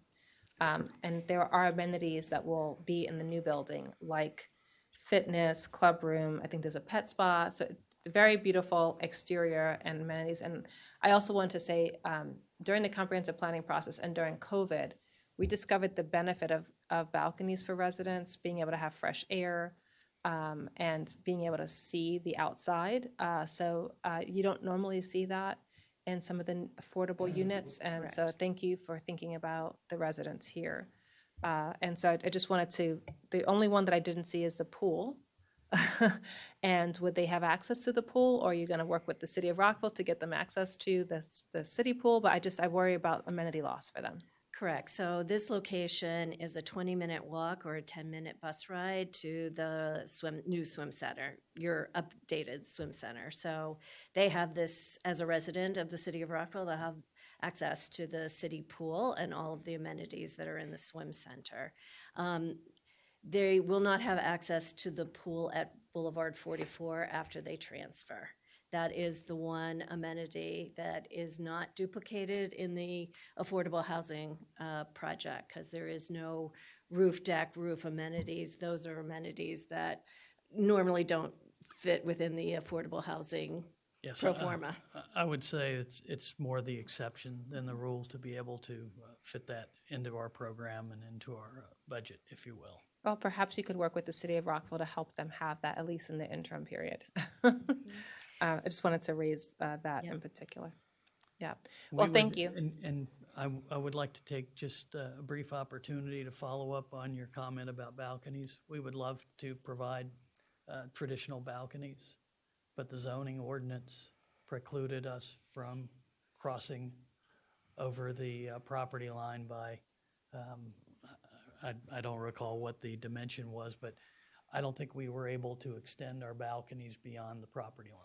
So to encroach over the sidewalk on Maryland Avenue, that's why there are no full balconies on Maryland Avenue. That's why you have Juliet? Yes. Correct, because we can't encroach even though it would be up at the third floor going to the 12th. But. So when you saw the first design of this building, you saw it with full balconies. Mm-hmm. And one of the things that made this design what it is, from an urban perspective, is that the balconies feel right. Not that they won't look great with Juliet balconies as well in the designs we've presented. But I think it's something that the city needs to be aware of and needs to have some ability to work with applicants who are otherwise conforming to what your goals are to try and give you the best project, the best design that we can. Thank you for sharing that in particular. The other question, and I'll pause there after this, is the moving expenses, because people are going, I hope that they will be able to stay for the remainder of their lease before they have to move, or they'll get given an option on priority. But thinking about the moving expenses, people who already are income restrained, I have concerns about what additional costs they will have to incur. How are you planning to handle and support them on that? Yes, so we were actually anticipating that the moving expenses for Boulevard 44 moving into Boulevard 41 would be covered. And they would be part of a program that we would actually put out the full program right before we do building permit, when we have all these numbers and we know everything. It will probably follow along what the county does for their displaced tenants, which includes at least 120 days, if not 180 days advance notice. And then the right to terminate early. If you don't want to take the option to move to 41 Maryland, you could terminate without a termination fee. And then moving assistance, priority selection of the unit at 41. And then if you are a Boulevard 44 tenant, as you said, if you have parking in Boulevard 44, you'll be able to continue to rent parking at the MPDU rates. The only difference is right now, Boulevard 44 has reserved parking for residential that goes up. And those have access onto those individual floors at Boulevard 44. So to maintain security at Boulevard 44, the MPDU tenants will, at 41 Maryland, move to the general parking in Boulevard 44. So that'll be the only difference. But they'll still have the ability to rent parking at Boulevard 44 at the MPDU rates. Okay, thank you. I have questions about Victoria and some of the things about sound and all that, but I want to hold so my colleagues can ask questions. Councilmember Van Grack. Thank you. And first and foremost, thank you to the applicant. Thank you to staff, Mr. Davis, Mr. Seminow, Mr. Foreman, for putting this together. I can tell you that there's not many places in the city that I've heard people comment to me about than this particular plot of land. And people have talked about it being an eyesore, and people have talked about what can be done here. And you have put forward, and I know you've been working on this for a while, a fantastic building that's going to do right by the city. We are going to, you yourself have talked about the amount of affordable housing that we're going to put here, and it's going to be significantly usable when it's really an extremely narrow plot of land. And aside from the fact that you're putting it together, I also want to commend you. You've listened to us. You've heard about some of the comments that we've noted and that residents have noted about some of the earlier designs. The over 35-foot distance from the neighboring building to where your building is going to be is going to provide a buffer space. Your 13-foot elevation below the neighboring unit areas is going to, again, allow more distance and space. And we specifically talked about a curb cutout with regard to easier access. You've done exactly that. So I really want to commend you for not only looking at a place where people have said, what could be done here? But you've not only looked at it, but you've put together something that's going to be beneficial for our community. This council has talked about increasing the supply of affordable housing. We're now doing that in a particular area that has essentially been an eyesore and a vacant lot for an extremely long period of time. So I know you've put together this project, you've listened to us, and I really just want to say thank you for putting this together, because I know that me and my colleagues here really appreciate it. Dr. Miles. Thank you, Madam Mayor. Echo the thanks from colleagues extended to staff, to the presenters, and to the community for your input. Thanks for the discussion on the balconies. I raised it with staff, and I do want to make sure we're being mindful of how we present projects regardless of people's ability to afford to live in whatever housing that they can afford. So I appreciate the discussion. It sounds like there's some work for us to do to address the concerns that you raised about full versus Juliet balconies. I raised with staff my concerns about the student generation numbers. I'm always going to raise them. There's nothing for you to do, but I think it's an undercount. But I don't think that should necessarily impede our moving forward with this project. We don't necessarily have control over schools and their production, but we have some pretty fierce advocates on this council who continue to push to make sure that our schools are high quality and that they serve the needs from a capacity standpoint for the students that are generated. The only other question or comment I had was also answered by staff, and it's where, we hear something about, or fair amount about some of the federal clawbacks of funds. What's happening to the Department of Housing and Urban Development. And I recognize these are LIHTC funds in part, and it's my understanding from staff that these are credits issued to the state and that these are state administered, so we don't have to worry about as much there being a clawback of any funds that would get in the way of this project moving forward. So I want to thank staff for their responses to the questions. I look forward to working with the community and y'all to get this moving forward. Do want to be mindful of the community, but also being mindful of our future residents that will hopefully call this place home. That's all I have. Thank you. Thank you, Councilmember Jackson, and then Councilmember Valeri. All right, thank you, Mayor. And first, thanks to staff for this presentation, and thank you for all the work that you've done. I won't go into it because I think my council member colleague Van Grack has done a good job of the kudos that you so richly deserve. I just have a question. I was listening to some of the concerns from the surrounding buildings, and so how will you avoid the ill effects of construction, like the vibrations, the noise, et cetera, that will be accompanying any new building that goes up? So what we would do, I think I'll address a couple things. One, work hours. We'd work within the permitted construction hours according to the building permit. Two, when you do adjacent urban construction, the first thing you do is you do a survey of the adjacent structure. You do that to protect yourself. You do that to protect your neighbor. You want to know what the condition is before you build. Then you put some monitors in place that when you get a reading that there is an excessive vibration to the point where there's potential to damage the structure, you stop, you investigate, and then you make corrective actions before you proceed. So those are some precautions that we would typically follow in an urban infill setting. As to dust, it's construction. I can't stand up here and tell you we're not going to generate a lot of dust, because we will. It's an urban setting, and we've really got no room to work with.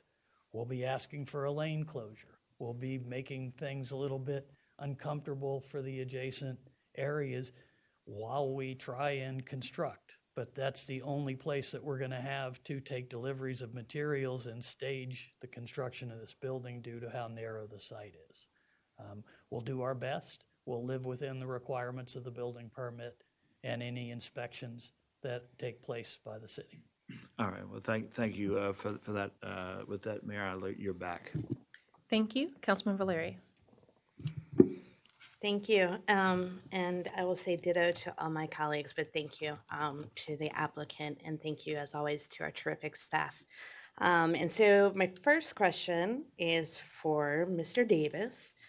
On the back side of 30 Courthouse Square, there is a nonprofit that partners quite frequently with the city.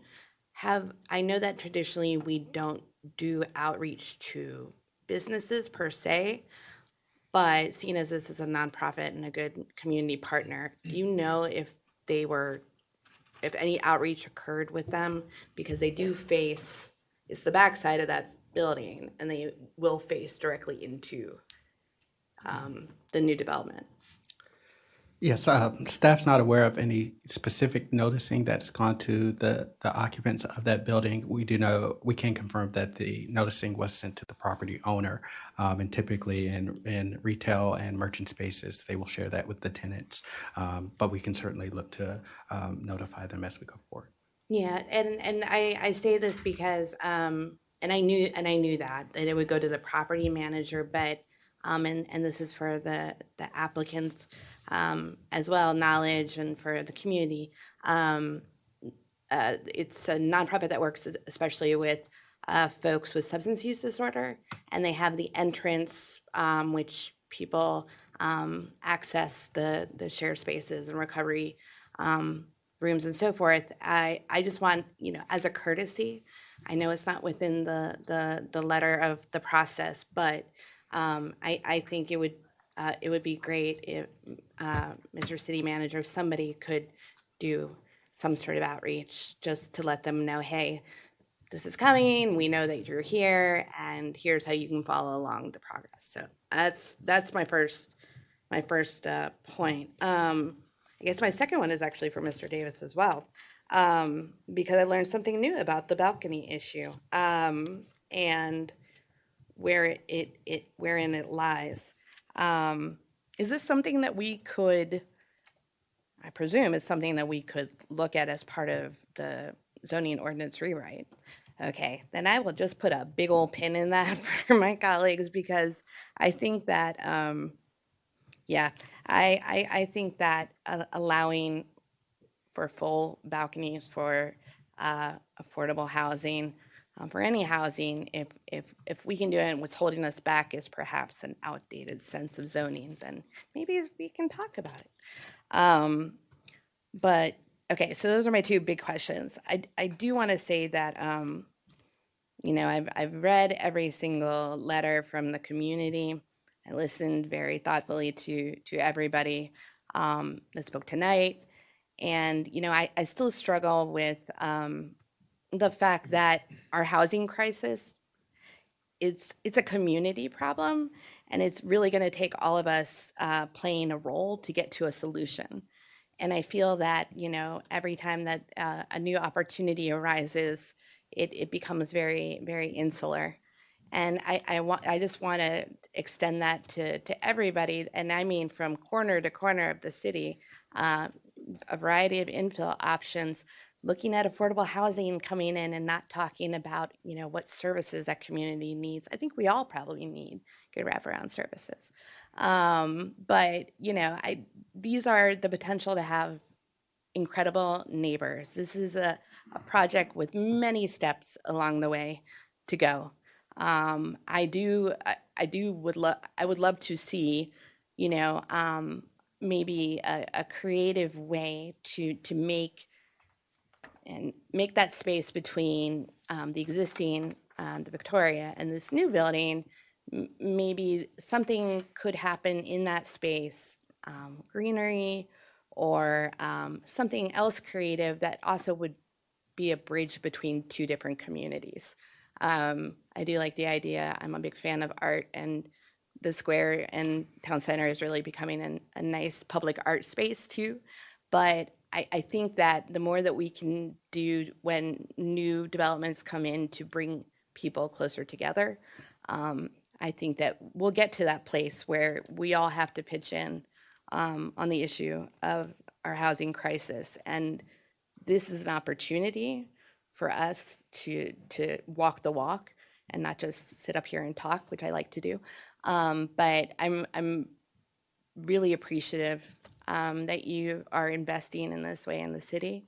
I hope that more people take note that this is something that is possible and achievable, and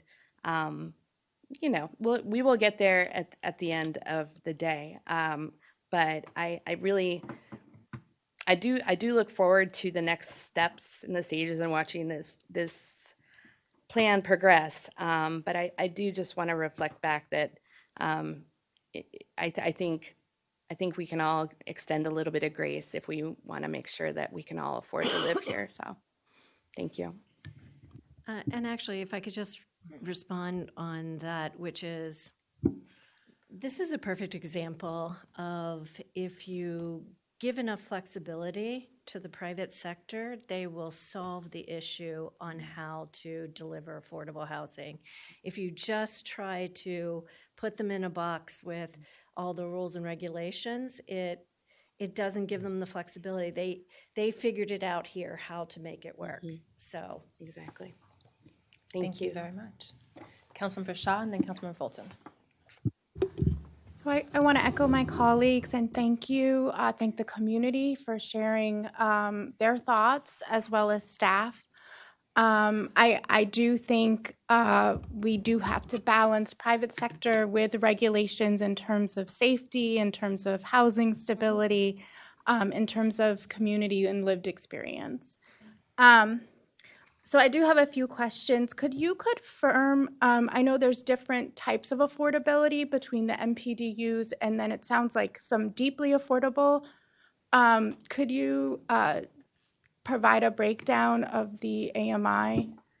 So I know it's not all MPDUs, right? There's no, and in fact, the way this is set up is the city's MPDUs will continue after the expiration of the LIHTC, which has a shorter program, but then can be renewed multiple times. So if you want to talk about that. Well, what we would do is record an affordability covenant on the property that would be 99 years. That's what we typically do at all our affordable communities. That 99-year duration is actually, I think, concurrent with what the MPDU program requirements are.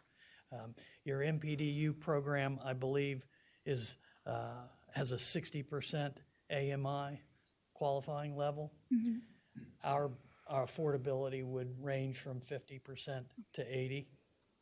And then, we would also take a look at what other options we might have. Sometimes we can do an average where we can sometimes dip below that with some units and balance it out at, say, the higher 70 or 80%.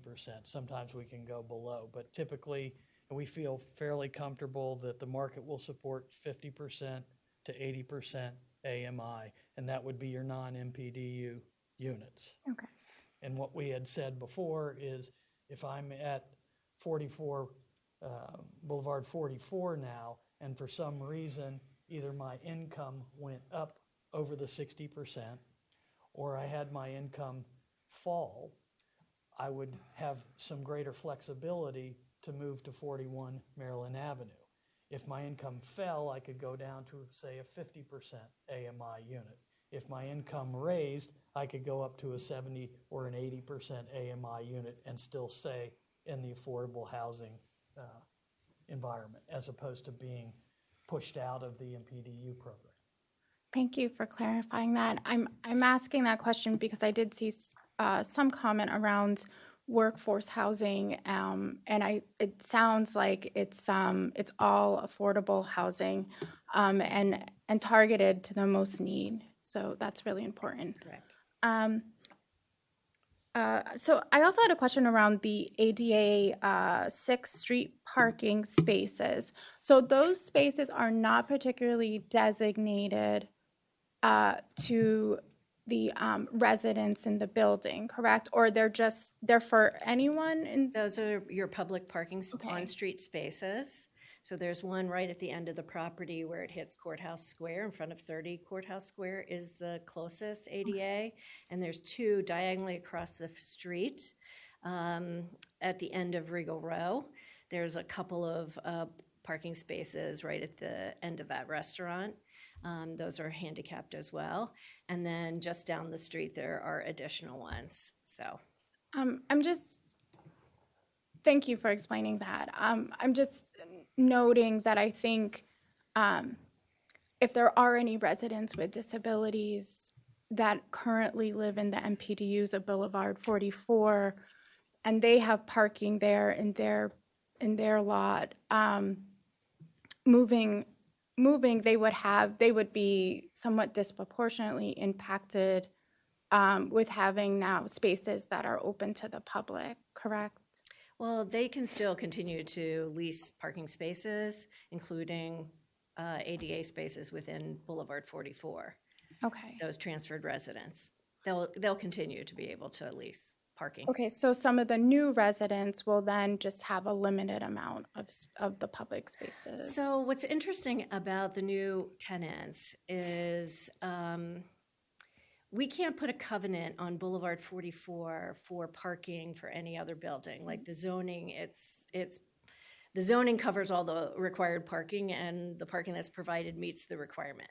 However, the reality of how many parking spaces are available on a daytime and evening time basis in both Boulevard 44 and Boulevard Ansel is a completely different story. And so they, like any other of the buildings in Town Square, also rent to the general public. And so that's why we're saying that there is available parking in public parking garages, available on an hourly but also on long-term basis, meaning monthly rates. So there may be parking available in Boulevard 44. There may be parking in Boulevard Ansel. There may be parking across the street at the Lunette. Like, we don't know. But we did the observation of what the utilization rate was of the 3,400 spaces. And we did a regular daytime, and it was 50% utilized. And on a weekend where there was an event in Town Center, it was only 60%. So we all feel when we go to Town Center like, oh my God, there's no parking, but that's because it's in the parking spaces that you want right on the surface outside of Trader Joe's or on the first early levels of the big parking garage. But actually, when you observe all of the parking in downtown, it's very underutilized. When you have a chart here on, excuse me, you have a chart here, table 4, in the presentation, and I just wanted to confirm the asterisks that you have, that includes, when you're talking about it excludes residential spaces, are those EV spaces? And then I know that in the Comstock buildings, there are several spaces where you have to pay an additional $200 for like getting closer to the door there. and it's on every floor, and a lot of those spaces are not used because they are very expensive. Does that also include those spaces as well? Because I think there's something like 16 spaces that are that are pretty expensive, but they can be counted as spaces. Yeah, so in the Boulevard 44, that building was designed that you had to go through a gate to go to the residential reserve parking, which is above grade. And their access is to their individual floor levels. And then they have the general parking at grade and below.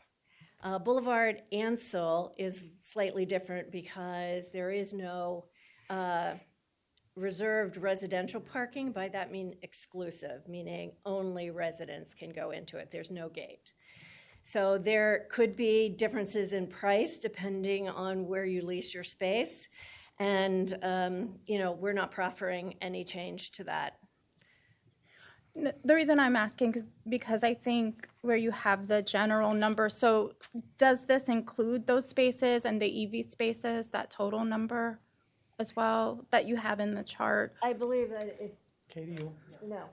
Okay, that's what I was. So our asking. transportation engineer said no in case the Okay. general public can't get it on the record. Okay, yes, that was a really important question. And then I know that there's been some outreach, really great outreach to the surrounding buildings and to other stakeholders. Has there been outreach to the MPDU residents?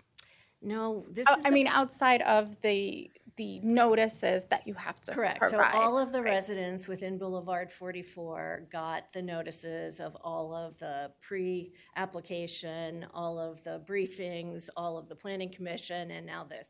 So they've gotten multiple notices about this. So they've all been individually noticed in Boulevard 44.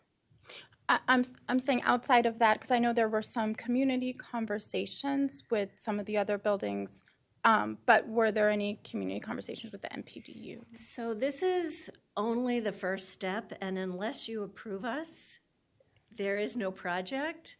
So there is process after this. As we get to site plan, there will be outreach to the MPDU residents at that time. Okay.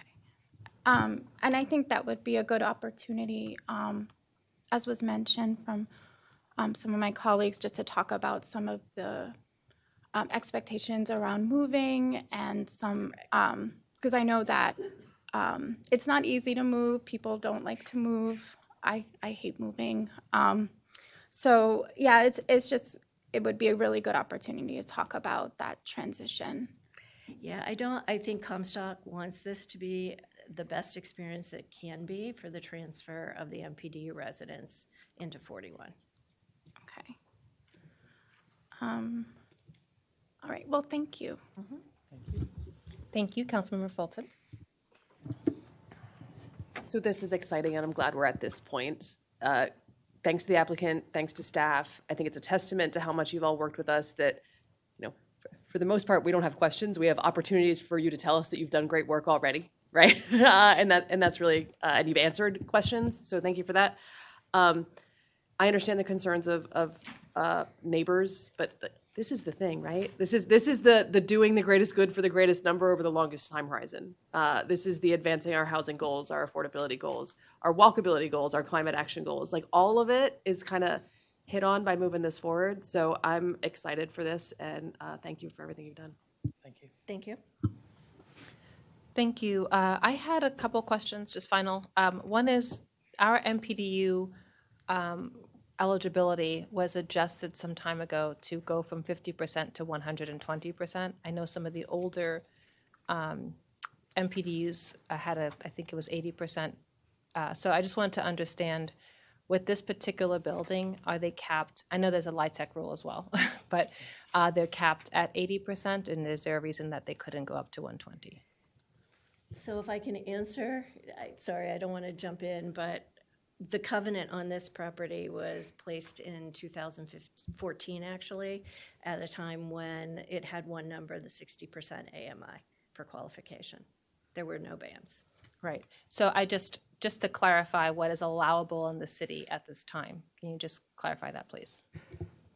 Yes, Madam Mayor, we actually have staff from our Community Housing Development Division online, so I will defer to them if they can provide more detail on that. Hi, yes, this is Jane Lyons Rader. Would you like for me to provide some context here? Yes, please. Sure. So Jane Lyons Rader, Housing Programs Manager. So the MPDUs that are currently that will be transferred here are under the covenant at 60% AMI. But if we are restarting that covenant from the beginning, then we would potentially be able to consider going adjusting to the current ranges. But if we are holding over that covenant from before, then they would need to stay at the 60% level. Thank you. I just wanted to make sure that the public knows what is allowable within the city of Rockville and what the options are. I also wanted to, some of our residents testified about beautification of the building. I think it is quite beautiful. It does kind of look like the Metropolitan a little bit, but I will say this. I appreciate that you've added beautiful elements and the light to it, which is not always the case when people build affordable housing. So I want to thank you for giving people something that they can feel excited about and feel good to live in. My question is, are there any plans? I know that there will be some art requirements on this, but just there was some comments about murals and green, but I just wanted to see if you have any thoughts on that plan. Yeah, right now, we're trying to design a building. I understand people have interests in murals and other things. That wouldn't be the first thing that we would be focused on putting our time and efforts towards, but we're certainly open to working with the community and the city. Thank you. And just the staff, can you just note that when there's a new building that comes through, there will be some artistic element just for the community to understand what happens? Yes, ma'am. That's our general requirement. I would note for this particular project, it is exempt from the art requirements, but staff will certainly work with the applicant to. Thank you. That's a good clarification. There were a number of exemptions. I remember we were talking about the MPDU, so I appreciate that reminder. And then you mentioned, I just been thinking about what you mentioned as well as some of the residents. This will generate dust. I'm sure there'll be some collaboration between this building and the neighboring building so that they don't have to pay for power washing or just thinking about, being a good neighbor to support cleaning if there is a need.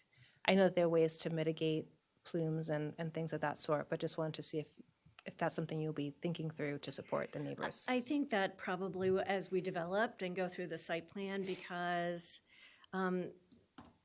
there was a major outreach from the Victoria to the property here, and the property SCG development went to the Victoria, and we met with a lot.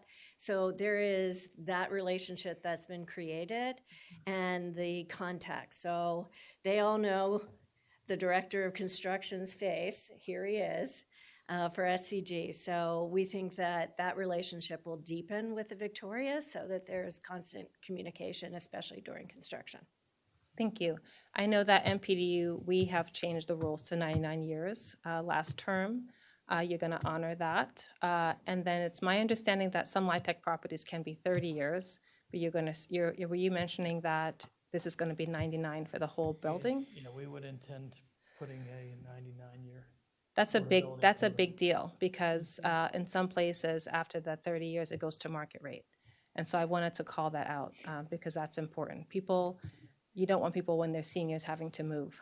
So appreciate that consideration. So SCG development develops, constructs, and owns and operates. So thank you. I wanted to echo the comments of my colleague, Dr. Miles, on schools, and I know we're watching that very closely. On the ADA comments of my colleague, I agree that we need to monitor to make sure that there will be more people here and we may need a couple more ADA spaces. I know you're using some of the public spaces that the city is providing for that. I understand that. I do think that we may need to look at what is at the building across the street to see if there needs to be some designated ADA spaces so that kind of are closer to across the street.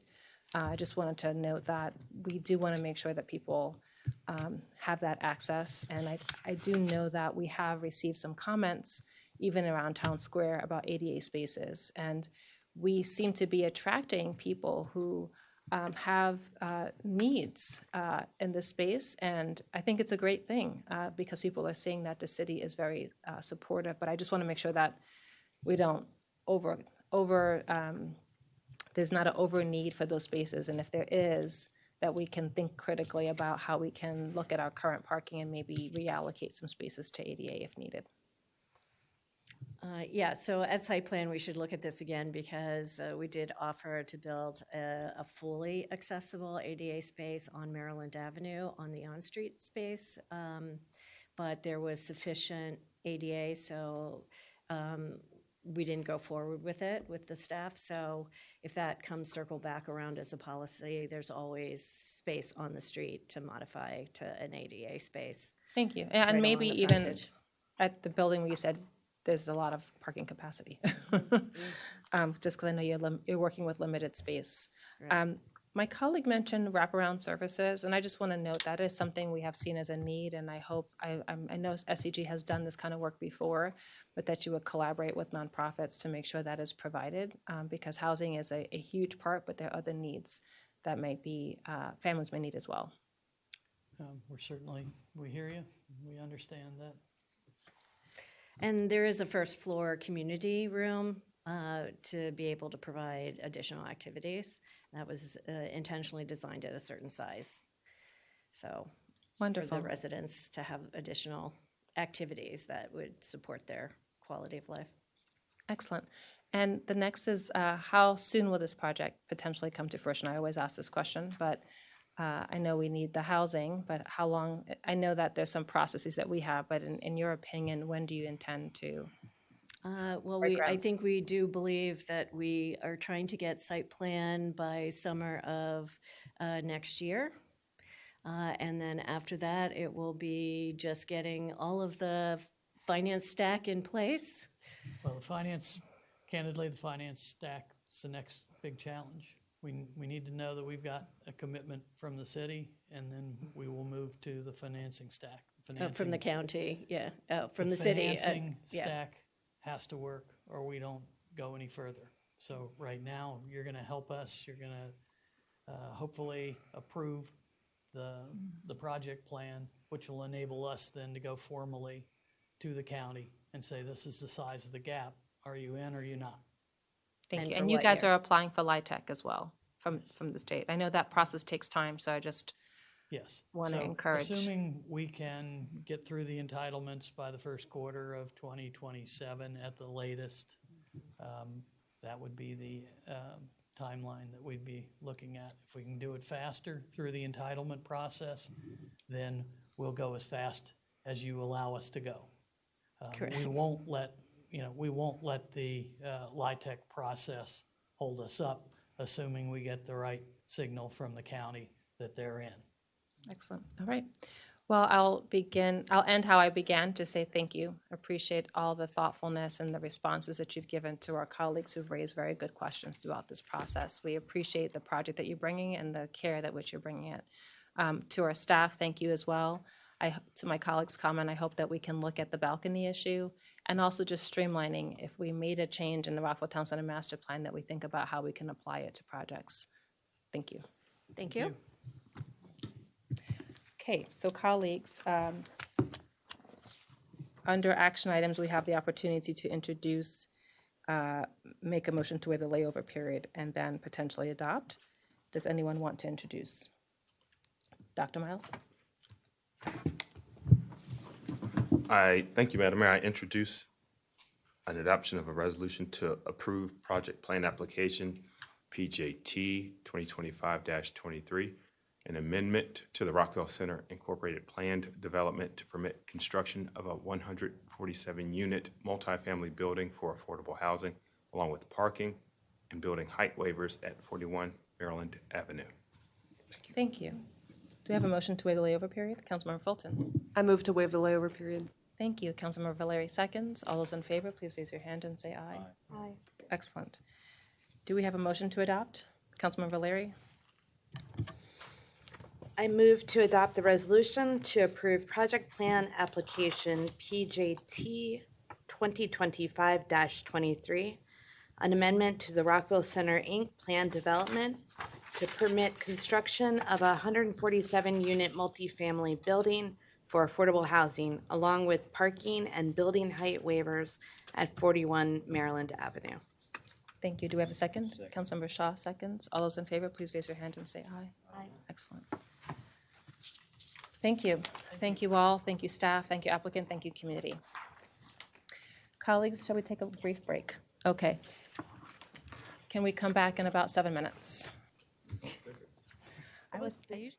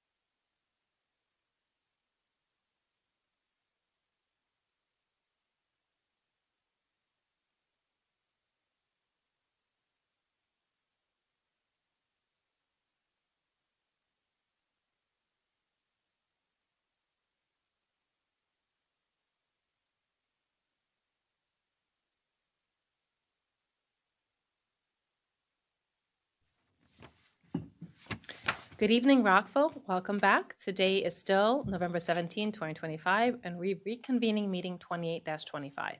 We're now moving on to our next action agenda item 11B. Consider acceptance of the 1.5 million Land and Water Conservation Fund grant to fund design, grading, excavation, installation of utilities, as well as construct pathways, a playground, meadow restoration, community gardens, purchase picnic tables, signage and trash cans at Redgate Park, and arboretum consistent with the Redgate Park Master Plan. And I'd like to welcome Chris Henry, as well as panelist Steve Mader. Welcome, Recreation and Parks.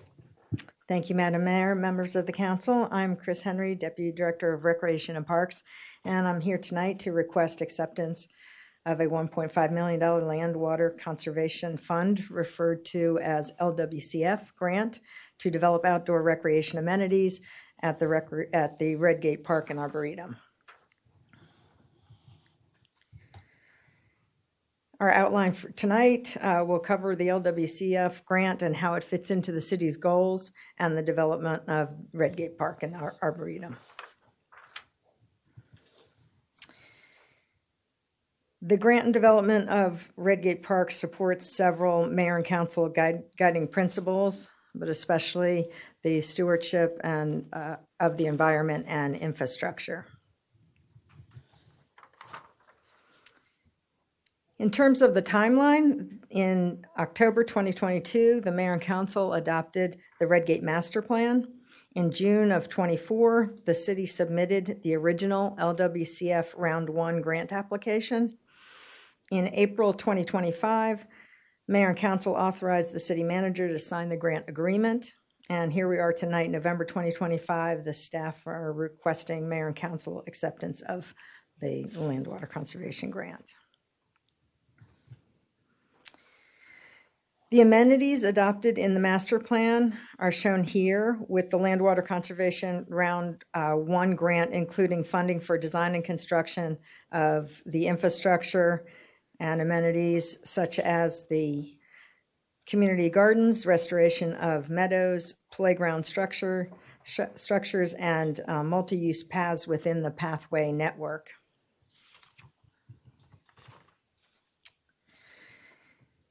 This grant and the development of Redgate was a big part of our Recreation and Parks strategic plan. In fact, one of the big moves in the strategic plan was developing Redgate Park as a community asset and a regional destination.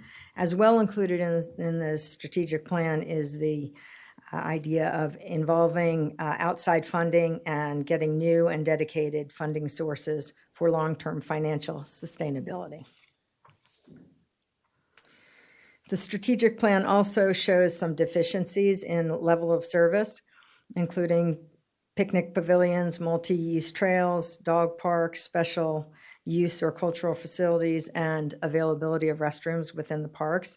And there are these deficiencies that the implementation of the Redgate plan will assist and provide additional amenities for residents.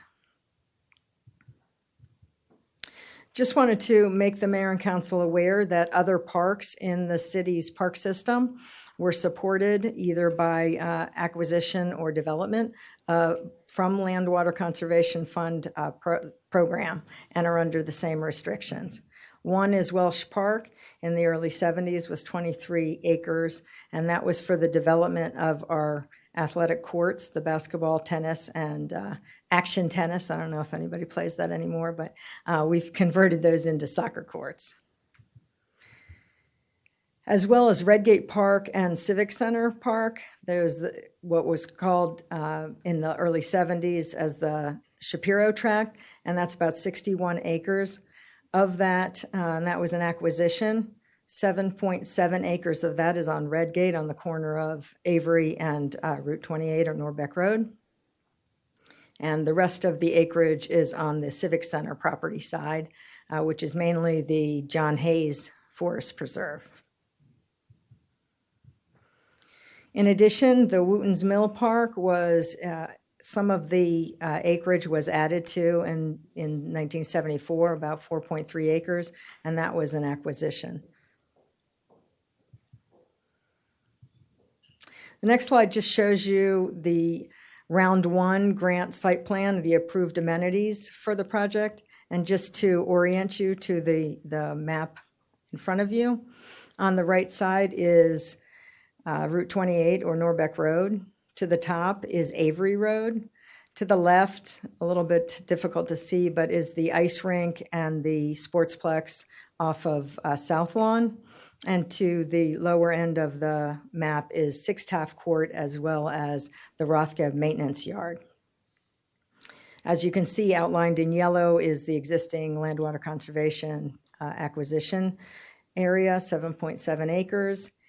And also on the property in the green area are forest conservation easements already encumbered on the property, as well as the amenities that would be included for this grant are in the pink are meadow restoration areas. In the darker orange rectangle is the community garden area. In the lighter orange circle is the location of the playground, and a few of those blue dots are picnic tables, as well as in the black areas, lines are some of the pathway networks. Not all of those would be built with this grant, but just to show you, give you an idea of the path system that exists. In addition, on this slide, it is important to show you the two yellow areas, and one of those is, they're both called exclusion areas, and so as part of the grant, we included two exclusion areas to provide opportunities in the future, should we need them, for areas that are outside of the requirements of outdoor recreation.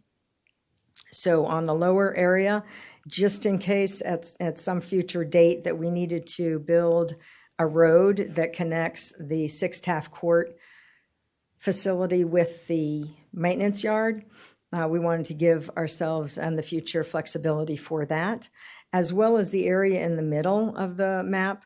And that would be for a visitor center or a welcome center that would provide opportunities that are outside of serving the outdoor recreation. So for example, a solely indoor facility activity might be, say, a yoga class. And so that is not supporting the outdoor recreation, but we would have the opportunity, and they're both about just under 1 acre in size. And that has been approved as part of this application from the National Park Service and the DNR. As far as the Land Water Conservation Grant compliance and commitments, there is a declaration of the area for outdoor recreational use in perpetuity. And I know that sounds like a long time, but it really is a protection and a preservation of the park and parkland for outdoor recreation use for future generations. The grant has two different sides, one and both have been used in our park system, but this one is acquisition, but in this case, we're talking about development and rehabilitation. And this is for new amenities, new outdoor recreation amenities, renovations, and all of the master plan amenities and amenities that we have applied for were accepted and approved in the award of the grant. The nice part about the LWCF future grants is that we can apply for additional levels of grants. So this year for round one in 2025, the funding was approved for $1.5 million. Should the mayor and council accept that, staff is working on round two, another application, and that would request between 1.2 million and 1.5 million for design and construction of additional multi-use nature trails, the deck overlook, and other arboretum features.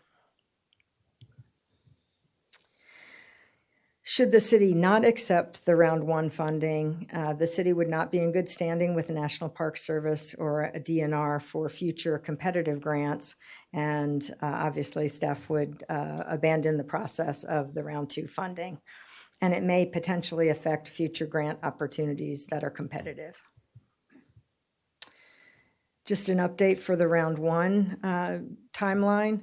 There's a 3-year process for the grant. And we are now currently in the pre-design and working on the evaluation of the proposals for design. And we expect to bring that award to the mayor and council in January of 2026.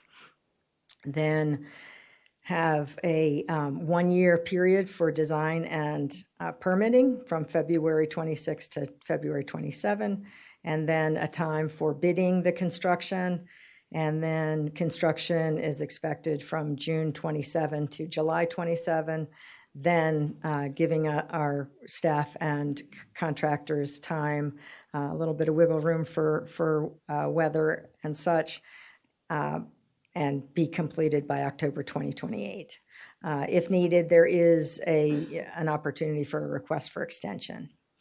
The round two, should you choose to accept tonight, would come to the mayor and council for approval for the application, for the agreement in April, and we would expect an award in September 2026 with another 3 years to design and construct the remaining amenities on the list. Staff recommends accepting the $1.5 million land water conservation grant, and staff is here to answer any questions that you might have.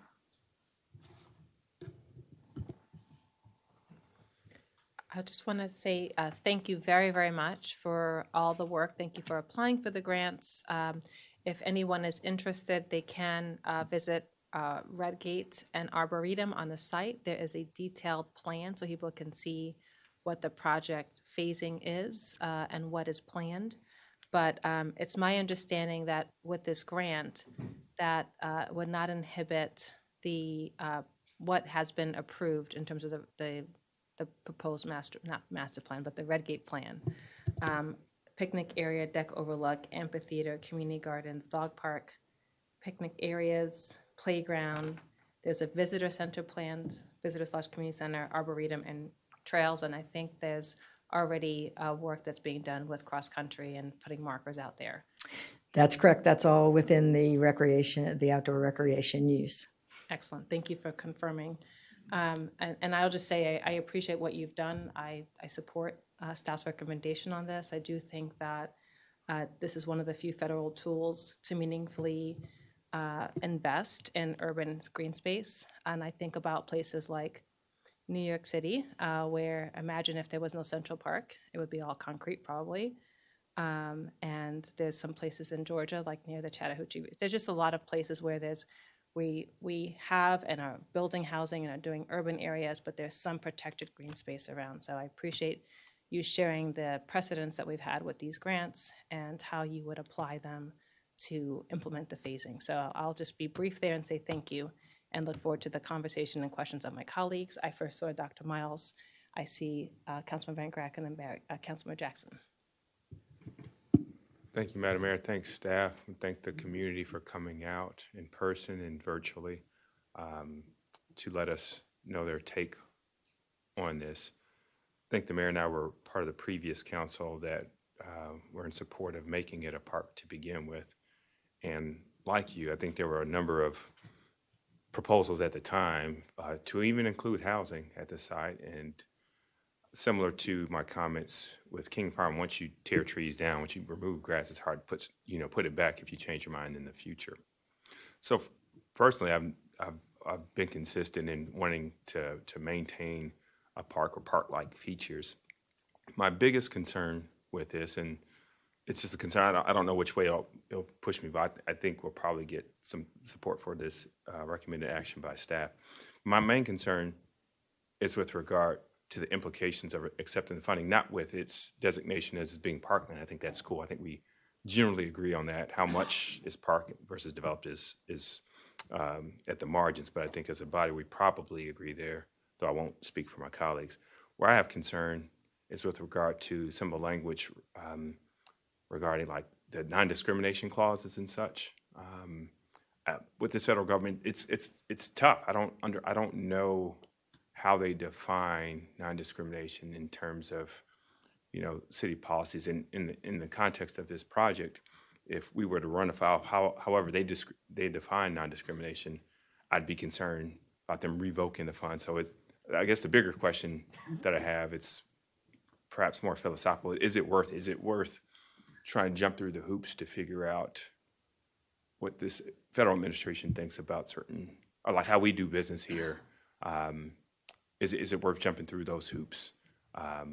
Is it inconsistent with or hostile to our current mission and how we do business in the city? And that's the question I wrestle. It's not whether or not we should keep it parkland. It's more, are we putting ourselves in handcuffs? Mr. No, Mihalik. I have a whole bunch of police Oh officers my here. gosh. Put us here in handcuffs. It puts the city in handcuffs in terms of our ability to move if we accept these funds. That's all. Mr. Mihalik, I know that's a larger grant question, but can you speak to the specific grant? Yeah, that is a larger grant question, Mayor. You're correct. We're reviewing all grants that receive both at the federal level and any pass-through dollars that the state is receiving from the government level. I know exactly what Dr. Miles is concerned about. We're just as concerned. But we're reviewing all grant agreements, and anytime we're getting money that's federal dollars, to make sure that any clause is there that we can abide by and doesn't put us in a precarious position. And just can you clarify, does staff believe that this does not compromise our values? Correct. Okay, thank you. Well, to that end, I guess I'll just have to, trust y'all. Yeah, I guess I'll support it. That's my biggest concern. And we just hope for the best and I guess prepare for the worst. That's so morbid, but that's where I'm at. Yeah. We always do where that. I'm And I at. think there are some specific grants. I haven't heard it raised on this one. Right. But there are other grants that we're having discussions about, but it's not this one, is my understanding. Is that right, Mr. Mihalik? That's correct. Okay, all right. Well, I guess the other point I have is that, I don't know how much I can get into detail, and y'all shut me up if I say something I shouldn't. But there has been precedent with some of the things that we have received and we're planning for, that there's been some clawbacks. So that's my concern, and I'll just leave it at that. That's it. That is always a possibility that clawbacks could happen. Councilman Van Grack. So Redgate Park is clearly a treasure, and we heard about it through the community talking to us and through us, but I think it's evident not just through people, but we've also got organizations. We have the Richard Montgomery cross-country team that regularly brings schools from throughout the county to use Redgate Parks. Councilmember Valeri and I, just a couple months ago, were actually at Cynthia Khabib's Bird Walk's first showing in the city of Rockville, which really emphasized the degree to which Redgate Park is becoming a national spot for people experiencing the outdoors and in bird watching. It is an absolute treasure that my understanding in this grant is going to keep everything that people want to see in Redgate Park. Now, there is one issue that I know we've also had some speakers and the Recreation and Park Advisory Board talk about, and that's the in perpetuity clause. So I did have one question for the city manager and or the city attorney to answer, and I just want to make sure that accepting this grant from your perspective does not hamstring the city in what we are looking to do towards the master plan or everything that we've anticipated for the future, that we're not under any restrictions that you see that would hamstring the city in the future or even long-term future. Yeah, simple answer is accepting this money would not hamstring the city. In fact, I think the Rec and Park team did a particularly nice job working with previous council to adopt a master plan and then looking for funding resources to fund the master plan. And this actually pushes it forward, not pulls it back. All right, I think that's helpful and instructive, because if we're going to be accepting this money, I want to make sure we're not hamstrung, and this money is going to further everything that we want to see in Redgate, everything that the community wants to see in Redgate. There's a reason why Rockville, year after year, is a Tree City USA. And it's because we value the green space. We value the ability for citizens and residents from all over Rockville and the surrounding community. I think it's important to note, while we got emails and heard from people in Rockville, we heard from people from all over the county and the surrounding region talk about they're coming to Rockville, and people are coming to Redgate Park because of what we've established in this park. And so I commend the previous mayor and council for what they're doing for Redgate Park, and I would support, given what staff's conveyed, of accepting this grant for the city of Rockville and Redgate Park. Thank you. Councilmember Fulton. I didn't know I was up here. So, what I do, thank you for everyone for coming out and talking and expressing how much they love Redgate, as do I. I do think it's important, the framing that I have when I come to this issue is not a question of should Redgate be a park or should it be developed. That's not the question. Redgate should be a park. That's been decided, and there's no plan on the table to do anything different. My concern originally was also in the in perpetuity clause. Like, forever is a long time, and $1.5 million spread out over forever is not a lot of money. So I thought it was important that we take the time to really think about that. You know, we just did a comp plan 4 years ago. We're going to do another one in a couple decades, and it's going to look different because in a couple decades, the community and the elected body might feel differently than we do today. That's by design, right? We are currently in the process of talking about how we might think about delisting properties that are on the historic preservation list, because that's something that people thought there might be a need to do at some point. So I do just think it's important to clarify why it was important to think about this carefully when we're tying the hands of both the community and the elected body a long way down the line. That being said, I do appreciate staff explaining that, like, the amount of being hamstrung is very little to none, and there are ways around, you know, if there ever is a time when there is a huge demand for something to happen on a corner of that's needed, then I believe that someone will be able to do that down the line. So I am supportive of this grant, but I think it's important to explain why there was hesitation, and it wasn't because, at least speaking for myself, I thought it should be anything other than a park. I believe in Redgate as a park. I don't think it should be developed. Forever's a long time, and it makes me pause. So I needed a little bit of time to think about it. The last thing I will just mention on this, though, is staff had mentioned that if we don't accept this grant, we would not be in good standing.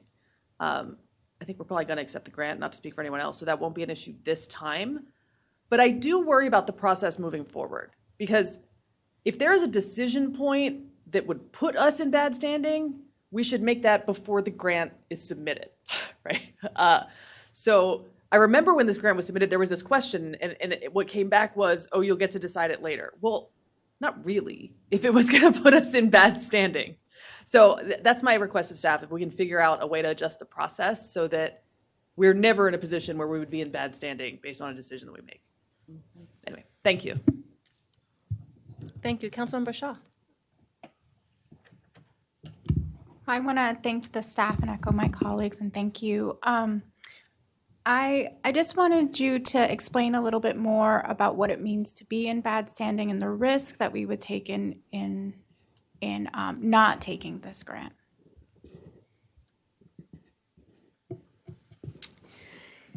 There's a competitive grant process, and with the Maryland State DNR and pass through them for land water conservation or other federal grants. And that's where we would get dinged on applications that would come through them on this. Now, for how long, there's no statute or term for that. But that's what we've been told by staff at DNR, that we wouldn't get all the points, let's say. It doesn't preclude us from applying or getting other grants. They just would prefer not to have to, do the work and work with the city, and then the city not to accept a grant. So it doesn't stop us from getting one. It just puts us in not as high points when grading grants.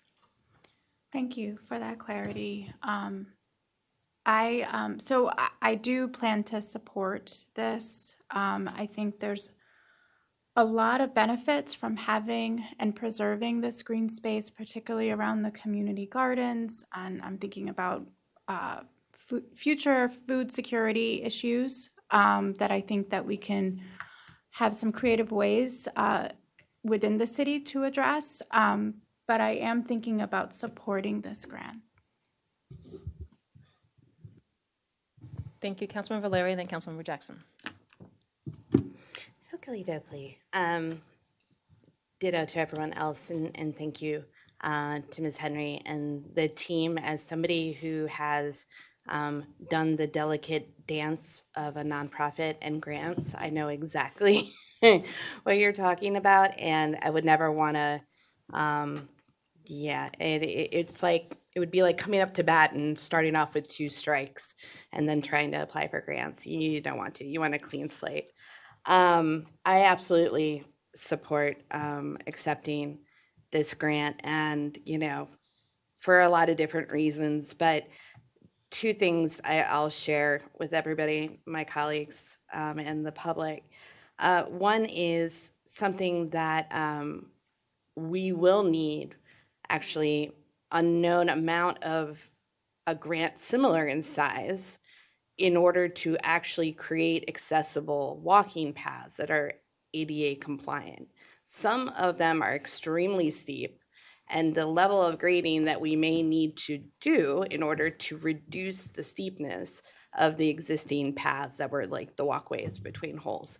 It could take a significant amount of money. I don't know, but I do know that I think I fully support making the park as ADA accessible as possible, and that's definitely one barrier to making it accessible. There's a lot that we can do there, but that's really an issue of equity and equitable access. Parks, sometimes it can be very tough to make them accessible, and you do need to invest more money than any other maybe upgrade. The other thing that I want to raise, and it's just really funny coming from me, is the idea of Redgate Park and Arboretum, or however we're going to brand it going forward. I think Park and Arboretum is perfect. Is that we need to, and I think recent events have shown us how much we need to diversify our economic base, especially in the area of recreation. So we do, there is a significant revenue coming in from things like the swim center, which we heard from Mr. Throff. However, there is also the opportunity, thinking creatively, to see a similar revenue stream when you see the number of, and I can't believe I'm going here, but I'm going to.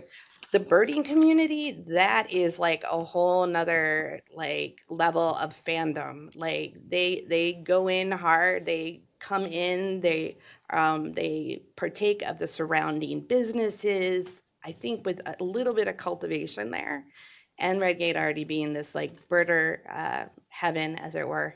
I think that there's a lot of opportunities. The other opportunity is that, and no shade to our neighbors to the north, but, I would love for us to have a very similar space that is walkable, that is similar to Brookside Gardens in Wheaton.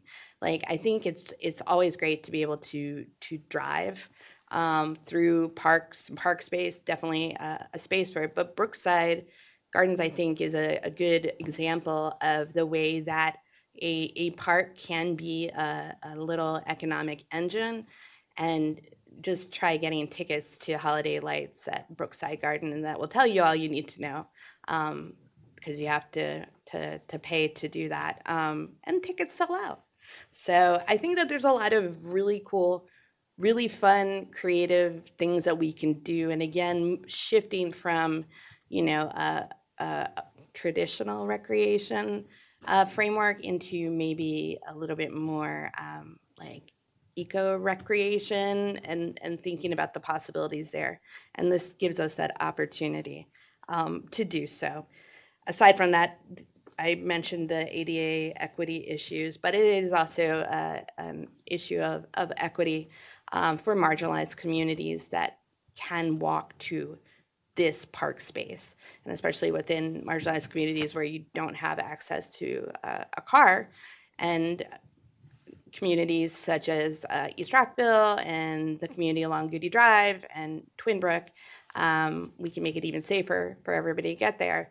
But having it there, I have no hesitation in saying only these uses of this space into perpetuity, because I think no matter who is going to be around there 10, 20, 30, 40 years from now, 100 years, if we exist, I think everybody should have access to that kind of park space. So I am fully and wholeheartedly in support of acceptance, and I really hope that we can do this as a body.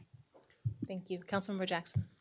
Thank you, Mayor. I'd echo many of the comments that my colleagues have made. I think it was really interesting that people from all over the city, and as was mentioned, the region actually testified and made comments about Redgate. I think that really says something. It wasn't just one neighborhood, just one area. It was people from all over the city saying that Redgate is really important to them. And so it's really worth it, I think, for us to sit and contemplate for a second, what it means to have this green space and this park, and what we do within the future is really important. I want to ask the city manager a question, and that is, if we end up taking this grant and we're subject to the stipulations of it, is there any way that somebody could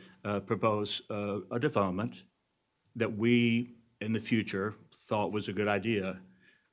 How could they, or how could we be able to do that under the terms of this grant?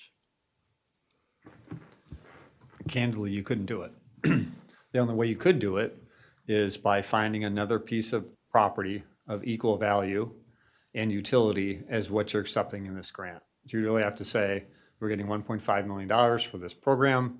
We're going to do X, Y, Z recreational components. We'd have to figure out another place in the city to do that exact same thing. And candidly, that would be difficult to do. Difficult, if not impossible.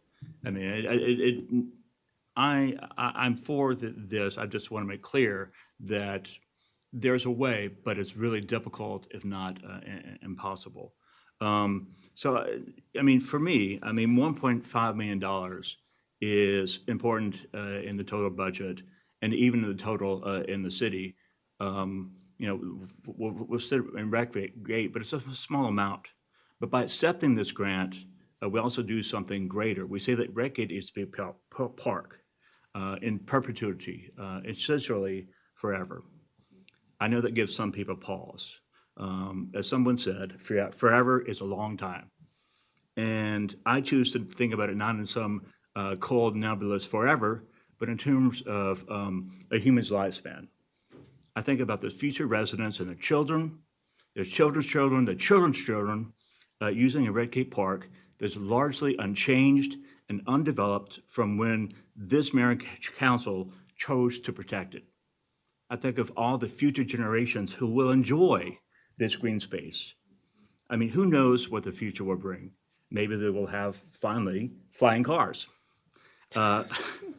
Who knows? I mean, the future is uncertain.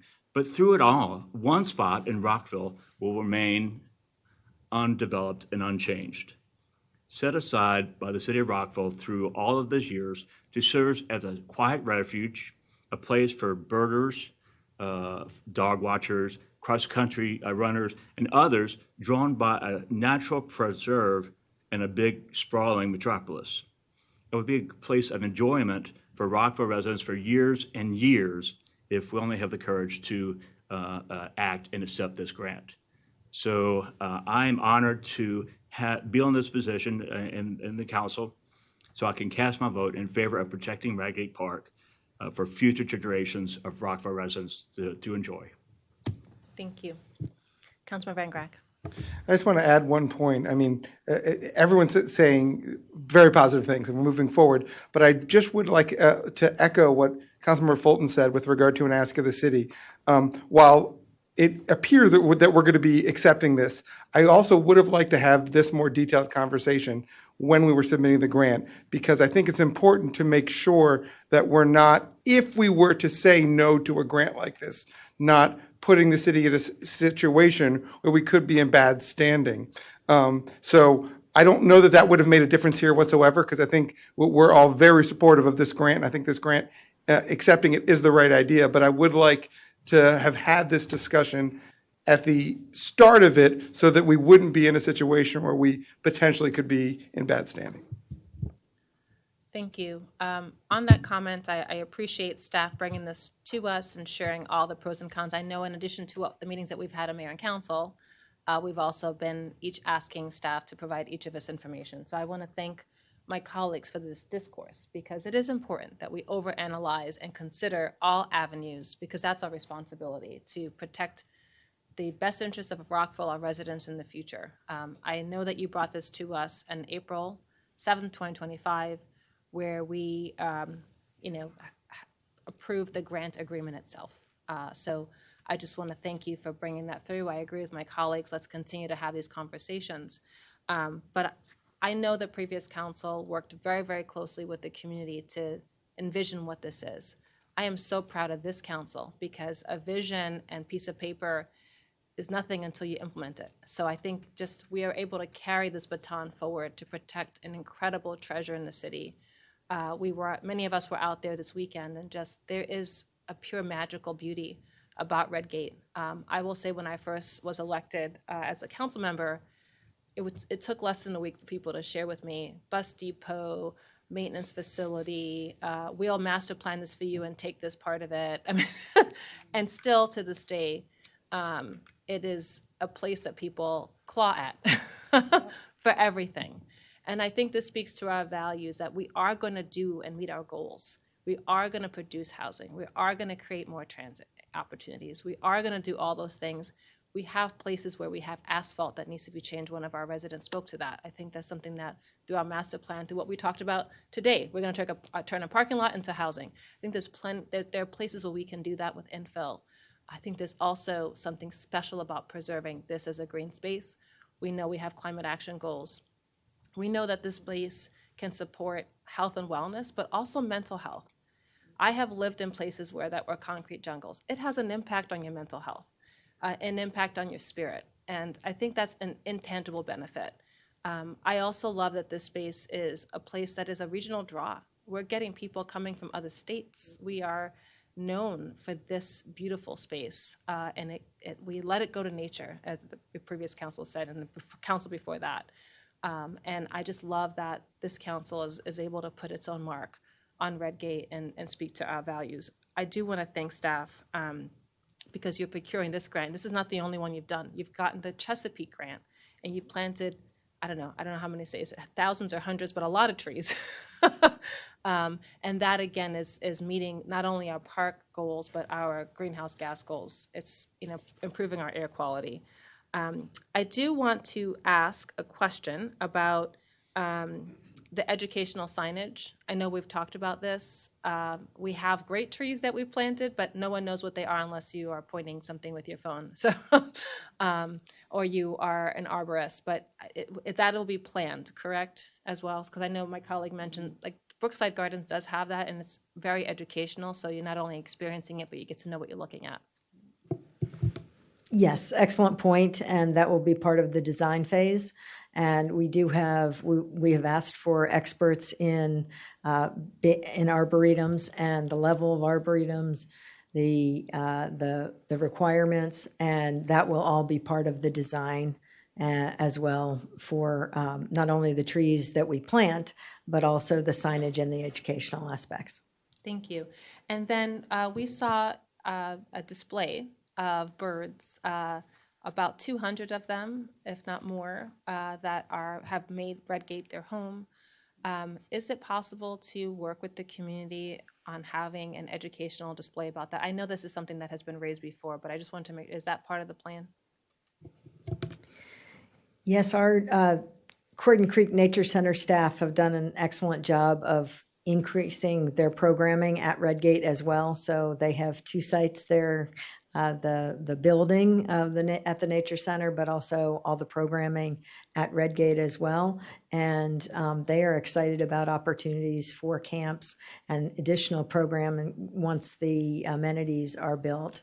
And we can also put the design team that is interested in the Arboretum as well as the educational aspects and connect with the birding community. Yeah, I think you see that at some of the arboretums across the country where they have those educational displays. And it was really beautiful. The Girl Scouts came in and they were in awe, like all of that's in Rockville. And, you know, you may not always see it with your eyes, but if you can see what is possible and what's there, they know what to look for. So I just wanted to encourage us. And I want to thank you all and the entire community, because throughout this entire process, from the planning part, people have poured their hearts into supporting Redgate. We have people pulling weeds and doing volunteer hours and planting butterfly gardens. And I just want to say this is an area of Rockville that it just, you know, garners so much love and support, and people are willing to put in their sweat equity to make it beautiful alongside with you all and staff. So I just want to say thank you to the entire community. This is a true treasure, and I appreciate what the possibilities are. Okay. Ready to make a motion? Okay, great. We have an opportunity to formally make a motion to accept this grant. So I saw Councilmember Larry had her hand up. Madam Mayor, I move to accept the $1.5 million Land and Water Conservation Fund grant for Redgate Park and Arboretum. Do we have a second? Second. Councilmember Jackson seconds. All those in favor, please raise your hand and say aye. Aye. Is that unanimous? Okay, all right. It's unanimous. Thank you to the team. And I think we'll update the website with the new timing. Is that right? Yes, absolutely. And and it'll come to you for award the design in January. And so we'll update it as we go along. Thank you. All right. Thank you.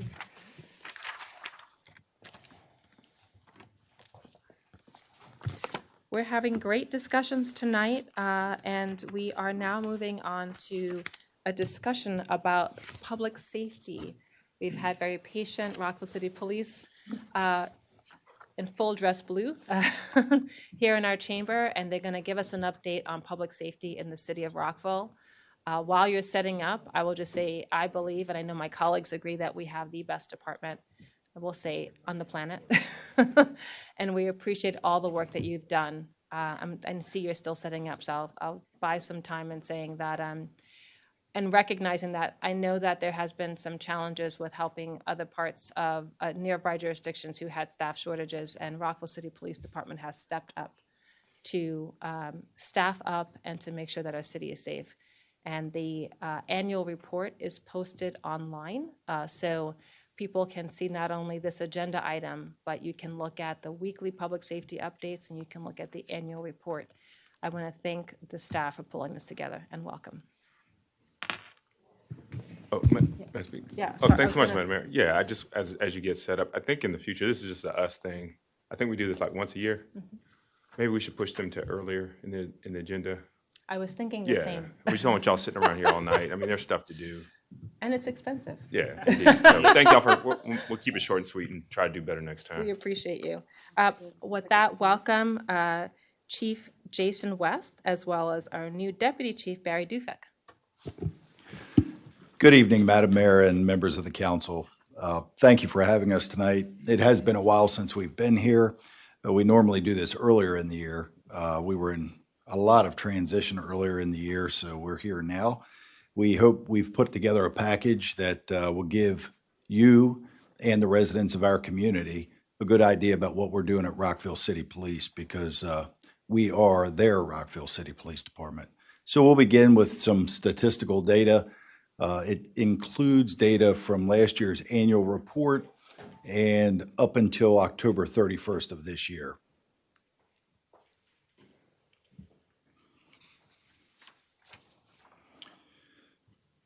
So the first slide you see here are NIBR's offenses in Rockville. That's the national-based reporting system where we report offenses to the FBI. We're required to do that. You'll see data from 23, 24, and year-to-date in 25. I'll just highlight some of the most significant cases. You can see assault offenses in the city of Rockville In 23, we had 481. In 24, we saw a 9% decrease. And to date in 2025, we're at 344. So we continue to see the downturn in this category, which is good. The next category you might look at is homicide offenses. We did not have any in 23 or 24 in the city of Rockville. Early in 2025, we had 3. They've all been closed by arrest. Once we get down to property crimes, destructions of property are down, at least at this point in this year. We've also seen motor vehicle theft. That was a hot button item in the city of Rockville for a period of time. We were sustaining countless motor vehicle thefts perpetrated by juvenile offenders. And for those that weren't aware, the Rockville Police Department, we took a very proactive approach, not only with enforcement, but with our community engagement. We provided free steering wheel locks to our community multiple times to try to combat this issue. And in 2024, which was the peak year for that, we saw 258 of those offenses. To date, in 2025, we're down to 114. So I think we are making an impact there, obviously, by the statistical data. Mental illness, mental health emergencies always come up in the city of Rockville. In 23, we handled 299 of those types of incidents in the city. It was at 311 in 2024. To date, in 2025, we're only at 218. So we've done well there. One thing I will note, you may see in 2025 for narcotics-related offenses, they're up to 62 for the year. And I remember we did this public safety work session one time before, and we were asked why the number was so low. We saw some changes with Maryland law where marijuana got decriminalized, and I think we explained that. But the reason you see 62 is the Rockville City Police Department, with our staffing, we're doing more proactive enforcement in our communities. We hear our community when they tell us that they have concerns in their neighborhoods, specifically where we have a lot of quality of life issues. So we have our police officers out there doing very good proactive police work, and that's probably why we see an increase in that category. Next slide, please. This is just some more of the data on a different graph. You'll see in 2025 is in the green, and most of the offenses are down from 23 and 24, so we're real happy to see that. Next slide, please.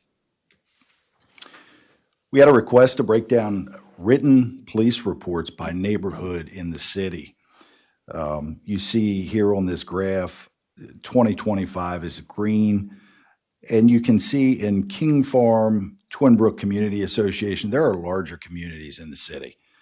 So when you compare that data to the smaller communities, obviously you see big gaps there. But 2024, we did see significant issues around the city. In 2024, we had significant staffing issues in our police department. We do not have that problem to date. So next slide, please. It's very important on this next slide here, we talk about response time. Response time is the time that we dispatch a call for service to the time that our police officers reach that resident who's calling for assistance. In 2023, you can see it took us 9.2 minutes to respond to a call. And there was a lot of things going on in law enforcement in 2023 in our city. We saw the pullback of our partnership with Montgomery County Police. We had staffing challenges in 2023. And, our response times were over 9 minutes. In 24, we got that response time down to 8 minutes, 8.6. And in 2025, we're staying steady at 8.6. Now, interestingly enough, you'll see that our call volume, our total call volume, which will be on the next slide, we'll get to in a second, from 23 to 24, the total call volume in the city of Rockville went up 49%. So even though the call volume has gone up 49%, we're still able to get to these calls for service in just over 8 minutes. And I can tell you, we've done a lot of work with our county partners. We've reached an agreement with them where they are now responding to police calls, primary police calls for service at county buildings and facilities in our city. Our police officers would get tied up for hours responding to calls at the crisis center, and that caused us to have increased response times around the rest of the city. So through our partnership, and partnerships are very important to our police department, we've been able to maintain our response times. So we're very proud of that. On the next slide here, you'll see the calls within the city of Rockville. In 2025 and 24, we responded to 83% of the calls in the city of Rockville, which is 13% more than we were handling in 2023. We know some other police agencies are struggling with their staffing. We have been very proactive as the primary law enforcement agency in this city to take on a bulk of that workload. And as you can see, again, we highlight the fact that our call volumes increased 49% from 23 to 24, and it is continuing on that trajectory in 2025. Our traffic enforcement actions. In 24, you can see that we had a lot of traffic enforcement in the city. We increased our our staffing in our traffic enforcement unit. We put an additional officer there. In 2025, we see that it's not quite as high as we'd like it to be, and we're going to talk about that in just a second with our upcoming initiatives as how we're going to address those types of issues. Traffic collision data in the city of Rockville. Total collisions in 23, 1,775, in 24, 1,717. And so far, when we ran the report in 2025, just over 1,000 at 1,016. I would like to think that we're reducing our traffic crashes because we're doing a lot more proactive traffic enforcement. As far as pedestrian crashes in the city, in 23, we handled 56 of those crashes. In 24, we were down to 47. In 2025, to date, we've had 37. So as part of our initiatives working toward Vision Zero, I do see where we're making some progress there. Next slide, please. So that completes our statistical data. Earlier this year, we had the opportunity to highlight our police department.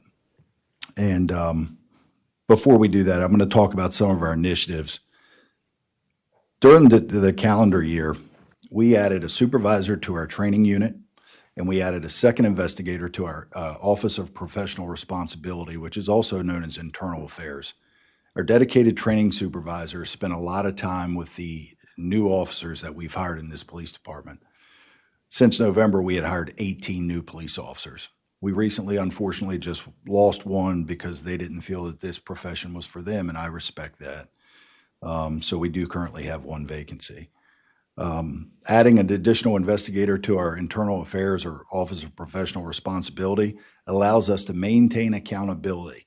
We've worked very hard in this city to earn the trust of our community, and we need to maintain that. We're mandated by law in Maryland to fully investigate any complaint that comes in, and that's a long process, and that's too much work for one person. We saw that need early on this year, and we changed that. We've also added an additional community engagement officer to Wooten High School. The county police approached us earlier this year and said that they were struggling with their staffing and asked if we'd be willing to step in and fill that void. And we did that at the beginning of this school year. We have an officer assigned over there. That's his full-time assignment. He's been embraced by the school community. He's been embraced by the community over there. Our community engagement officers that were formerly called school resource officers, not only are they in the schools all day at the high schools, they service all the feeder schools in the city of Rockville. Those officers are also spending time in the evenings with the student population in those schools. That's where we're making an impact in the city with our community engagement.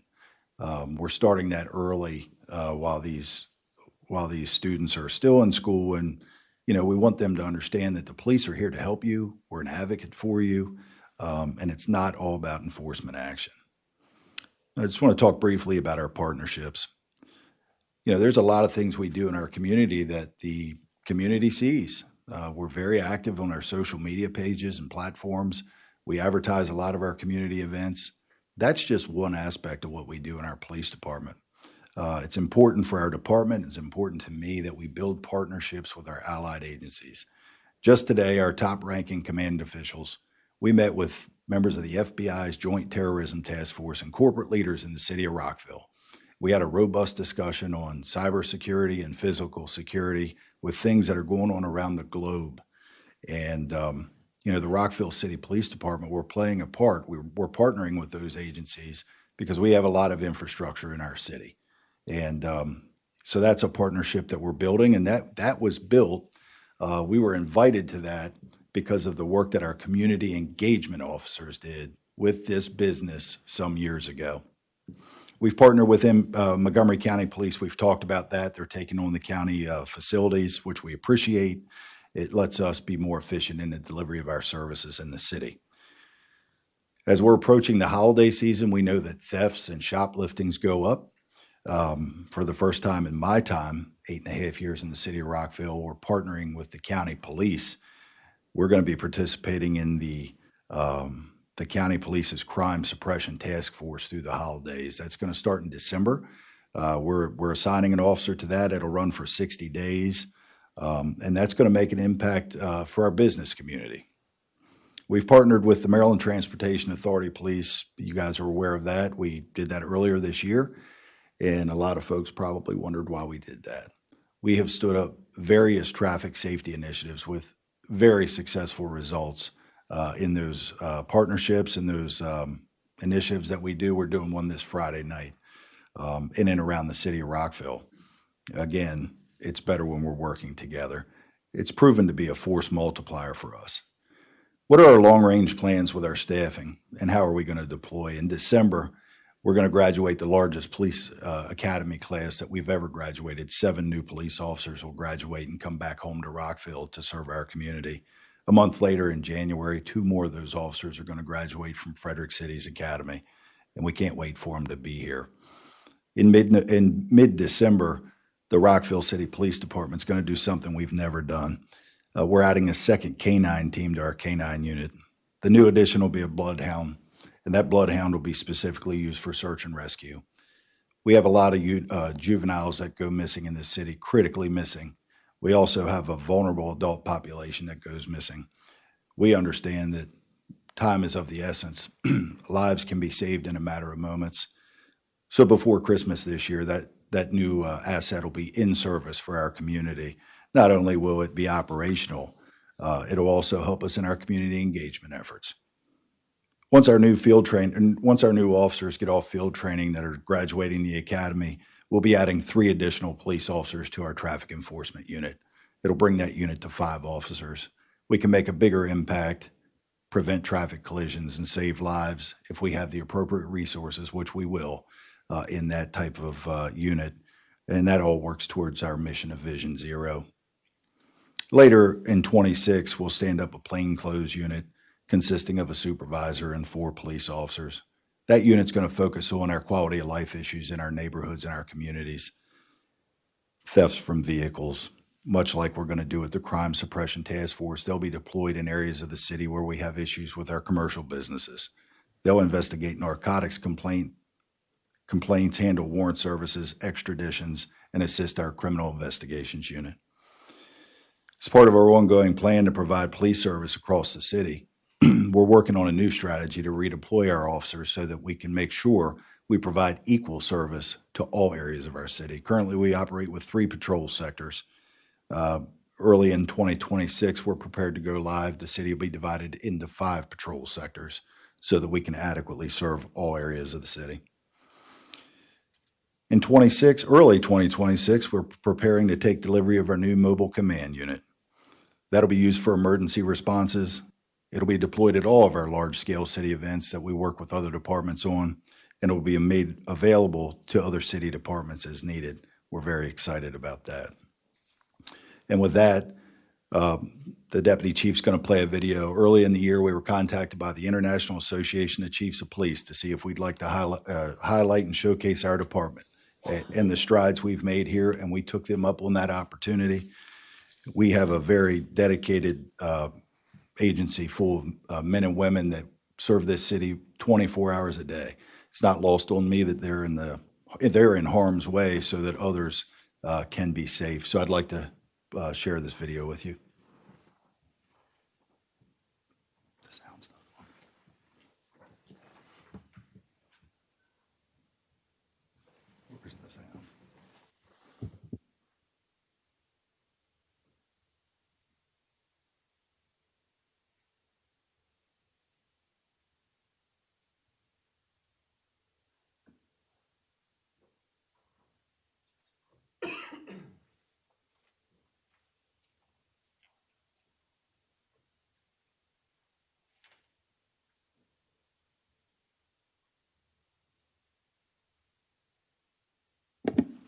This video was played at the International Chiefs Conference in Denver. Police chiefs and executives from across the globe got to see this and see a little bit about our city and our police department.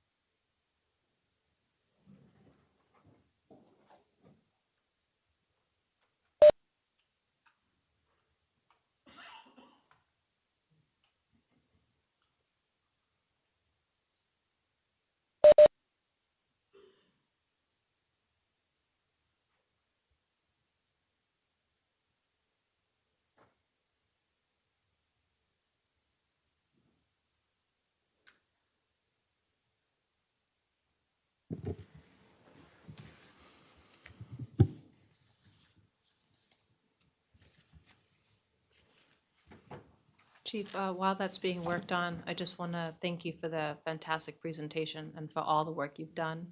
I've seen new leadership at the department, and it really has had a positive impact on the culture.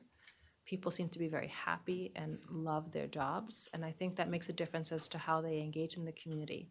So I want to thank you for your leadership and the entire leadership team for all that you've done. I also just want to note that you've accomplished some incredible feats over this past year, 18 new officers. That's a big deal when departments all across the country are having trouble recruiting. And I've seen pictures and seen people who have been showing up to recruiting events. So I also want to say just thank you for the work that you do in the community, because your officers are coaches on sports teams. They're giving out food at holiday drives. They're helping nonprofits. And I think that also speaks to the way you engage with community as a partner and someone who respects the community and works for the community. Thank you. I appreciate that. It was not easy to hire 18 new police officers since November. But we did that, and you're right. We did that because we changed the culture of the police department. While they're working on this, if there are questions, I'll take those. Thank you. Should I note you're fully staffed now? And Minus one. Minus one, right? So, excellent. I have some other comments, but just want to see if my colleagues will have any questions. Councilmember Van Grack. Thank you, Madam Mayor. The Chief, absolutely. I know we've talked about it. I've mentioned it. The Rockville Police Department is truly among the best in the world. The recognition of the community engagement and the way that the entire police department comes together. I can tell you that, and I think it's important to note, here in the room, we have not only the leadership, but numerous officers here to support this presentation. It's the same thing that is seen all over the city. When you have your coffees with a cop, when you have your community engagement issues, you bring, and the rest of the department comes together. Fantastic. And looking at the stats, you're showing true progress with regard to the reduction of the criminal offenses and the proactive policing. And I hear it in the community near where I live, in Wooten High School, the dramatic difference that is shown by simply having the community engagement officer, Corporal Pascali, coming to Wooten High School and the surrounding neighborhood schools, the degree to which Corporal Tibbs was doing in Richard Montgomery is absolutely fantastic. I see we have the video up. Do you want me to pause and wait? Sure. Okay, go ahead.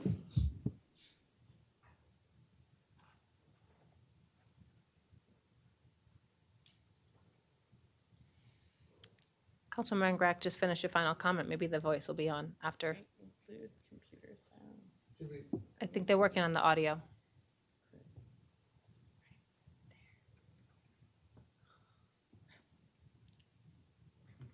Go ahead, Councilman Grach. All right.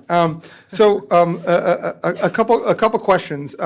One, I know that we've got the support that you have for Wooten High School, which I'm hearing is fantastic. And you've got everything that is happening with Richard Montgomery and Corporal Tibbs, who's literally engaged with the sporting events there. Is there any discussion with regard to potentially looking to Rockville High School? We meet with our county counterparts very often. You know, we are having conversations about that, but we need to look at where we're going to be staffing-wise next year. But it is a huge benefit to have those officers in our schools. Absolutely. And one more, I think, really important question. Obviously, the degree to which you're engaging with the community is fantastic. I've noticed that every now and then, with regard to the police officers, there are Stetson hats that sometimes accompany with the police department. Is that something that you're looking to do? And if so, what's the status of that? We are. We've changed a couple of things with our uniforms. We rolled out our new badges last year, or earlier this year. And yes, our police officers will be wearing new uniform hats. We've tested those out. They were a hit in the department, and we are moving to that. So to echo what the mayor says, the way to which the department is engaging with the community, is working to reduce crime throughout the city is absolutely fantastic. So thank you to you, thank you to the leadership and all the officers throughout the department who are truly showcasing why the Rockville Police Department is the best. Thank you. Do you want us to pause for the video? No, let's continue. I don't Okay. think it's working. We'll just let it go when it goes. All right, Councilmember Jackson. Thank you, Mayor. And thank you, Chief, for the presentation. It's always a pleasure to see you and all the officers. You do a fantastic job. I mean, from the gun buyback that you just put on yesterday, to the community engagements, to going around to the civic associations and the HOAs. It's always really good to see the police officers get out in the community and build up relationships, because really that's what it's all about. And this police department really does that better than any that I have seen so far in all the towns and cities that I've lived in. So I do have a serious question. And this is actually to you and the city manager, and that is with annexation. So assuming that we annex areas like City Grove or south of Rockville, what's the place with Tortichacos? What is it? Federal Plaza. Yes, thank you. Federal Plaza. So do you have staffing to handle that, or how will you be able to staff up to handle the annexation if we do choose to annex it? So Chief and I have talked about this quite a bit, so maybe we'll tag team this one. That sound good? So Councilmember Jackson, you're onto something. I mean, there are areas of the city we want to annex for all kinds of opportunities, principally economic development opportunities and even affordable housing opportunities. But it's not really as easy as annexing it, development happens, and here we go. We have to provide services. Part of those services include public safety and policing. So we really have to look at calls for service in that area, and then how many police officers you need to provide those calls for service. And then it's a matter of what does it cost to provide that service, and then how much revenue is offset by annexing that property into the city. So we continue to analyze it. It does change. But what I've said to Chief and others is that if we annex property into the city and then we start patrolling and being more proactive in the city, we'll have an increase of calls for service, but over time, it'll start to drop because of the excellent service that they provide. So that seems like a generic answer, but Whenever we are contemplating making a recommendation of this council about annexing a piece of property, we'll do that analysis to make sure that we can provide public safety and provide you with the idea of what that's going to cost. Chief, do you want to add anything to that? No, that was a very good explanation. We have to look at our crime stats and our crime data and our staffing. We want to ensure that we can provide a good police service all across the city. And, the city manager and the staff, the other departments involved in that, we've had these discussions and we brought that data forward. And he's right. We just have to, make sure that we're providing that service to the citizen. Thank you. One quick comment on that. The Maryland Municipal Lake Montgomery chapter, as well as our city team, has worked to get reimbursement back from the county through tax duplication for police services. The first time happened last term. That formula is based on a number of officers, and when we have taken over more responsibility from the county, like with the 6 officers that we added into the city of Rockville, we are able to, look at that number because the formula is based on number of officers. It's not 100%, but I will just note that it does provide support. And I think, to my colleague's point, importantly, we have residents who are using Shady Grove Metro. We have residents that are using places just south of our city. And so they're still needing that help. But when the county is dealing with some of the shortages, which they're working to address, there's a gap there. So I appreciate the comment of my colleague, and I think it's an important consideration in that aspect as well. Councilmember Larry. Hello. Thank you so much. And this is a absolutely fantastic report. As a self-professed data nerd, I always enjoy looking at the level of the information in your reports. And I do want to give a special shout out to your crime analysts for doing all that work every month. It's wonderful, and it's really good. It's a good way to kind of inject. Sometimes our feelings aren't really borne out by the data, and I think it's a good way to kind of let folks know that maybe what rumors they're hearing on various social networks are not actually occurring. But I had a couple of questions, as I'm sure you are not surprised. So because we're getting, and I'm very excited about the second canine that's coming in. I love dogs, and B, search and rescue is just phenomenal. Does that mean that we need a second canine officer? We've already filled the position with current staffing. Okay, fair enough. Never mind.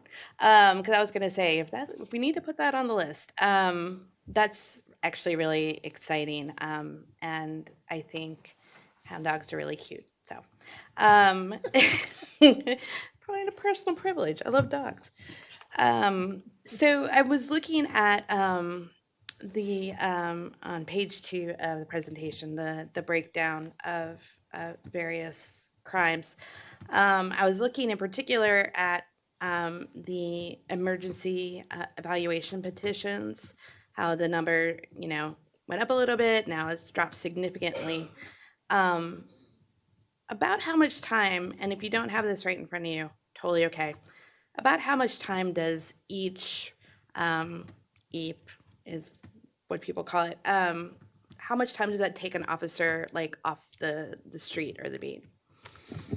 That depends on the circumstance. There's a lot of variables that go into how long it takes those calls, for those calls, to include what occurs on the scene, what level of de-escalation that we have to take on the scene to resolve that safely for everyone. How busy is the hospital? When we take them to the hospital is not required to take the custody of them from us right away.